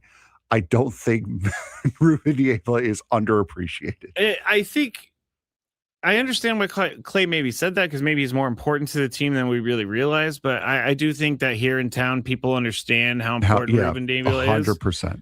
So we can never stop singing the praises of Ruben Niebla because he just seems to be able to get anyone into Major League pitching form. So Jackson Merrill, that was good yesterday. He scored from first after Casey Schmidt let one get away. So I love the base running there. Ramon Laureano cannot get a day off until they find someone else you can hit with some slug. Sorry about that, Ramon, but you're going to have to stay in. I think he likes it that way. Randy Vasquez has been pretty good in his 1 start. He won it, 6 innings, gave up 2 hits, walked 3, struck out 8. So we're excited about Randy Vasquez. David Morgan's been very good as well. 4 games, 5 innings pitched, 4 strikeouts, no earned runs or anything like that. And I would also have to say, like, Mason Miller has been pretty good when he's been in there. Yesterday, he got the 4-out save, and then on Saturday, he got the save against the Tigers, so he's got 2 on the year. The Padres middle, and I had to make this category because Gavin Sheets would have been in the Padres bad section until the last 2 games, because going into Tuesday night's game against Logan Webb, Gavin Sheets was 0 for 10 with no walks and 5 Ks. And the last 2 games, he has 3 hits, 2 doubles, but after yesterday, he did some good things. So in back-to-back games. So something to build upon there, hopefully. I I'm not sure about Gavin Sheets and what he's going to provide this year. But if he could do what he did last year, 15 to 20 home runs, just keep the line moving, I think everything will be fine. Padres bad. Some of Craig Stammen's decisions have been a little bit interesting, some of the pitching moves. And I said this on the roundtable, but I feel like Craig Stammen, as a former professional pitcher, he may side with the pitcher a little bit too much in situations where he may need to take a guy out, because pitchers always think they can get every guy out. So maybe Craig Stammen needs to push down the inner pitcher in him and kind of think factually. And I understand he has reasons for, let's just use Kyle Hart as the example the other night when Kyle Hart was going pretty well, didn't give up any runs, and then his third inning was not great for him. And a lot of people pointed to the fact they could have went to another pitcher after Kyle Hart before he blew up, and maybe Craig Stammen had, he maybe listens to his inner pitcher a little bit too much. So he's going to have to figure that out. He's going to have to figure out when it's time to actually pull a guy out of the game. And yesterday was also really interesting to me because we heard on Friday that they didn't pitch Mason Miller in that 8th inning because, we're trying to save arms. Yes. You bring him in the 8th inning yesterday, which, it was became a high leverage situation in a close game. I understand. But coming off of what you said less than a week ago, and then it made it very confusing. And then you had the opportunity to take him out after the Padres hang 4 runs and make Mason sit for 20 minutes. You had Wandy Peralta warming up. You had the ability to go back and say, hey, we wanted it. We needed him for that big spot. We are trying to conserve him. So that's why we took him out in the 9th. You had the bailout there. Yeah. Braden's in a seat. I'm in the press box. When that 8th inning ends, I'm looking down to see if Mason Miller comes out. Braden is looking out at the dugout, at the bullpen, to see if Wandy Peralta comes out. He said Peralta came out. At the same time, Mason Miller was coming back out onto the mound. So I guess somebody told Wandy, come back. You're not in. Or Mason said, I'm not coming out of this game. Yeah. So you had two opportunities, and I know he's only had 1 outing. I know he needs work. No, he has 2. Mason. Yeah, going into yesterday? Yeah, going into only 1 outing. Going into, you only had 1 out. I understand he needs work. But you just said you don't want him to get a 4-out save because you're trying to save him. Then you have him throw a 4-out save. And then when you have a chance to bail out and say, yeah, we're still on that plan. We took him out after the lead increased. You didn't take it. You didn't take the bailout plan. I brought this up yesterday. Stay on message. I brought this up yesterday. The explanation I was given by Mr. Ello was they're going to have a day off, and he hasn't pitched that much this week, so that's why they were okay with doing it. That and Craig said that Craig said post-game that if they would have gotten another run, he would have been out. I'm fine with it. If Mason's fine with it, and he wants to pitch, and he wants to get that saved, then that's fine. All right, great job, Frank. Thank you so much for putting together a great show. Of course. I am Matt Skraby, in for Braden Surprenant. Up next, Gwen and Chris with Adam Klug as producer. Chris and I will talk to you after the game tomorrow. Have a good day.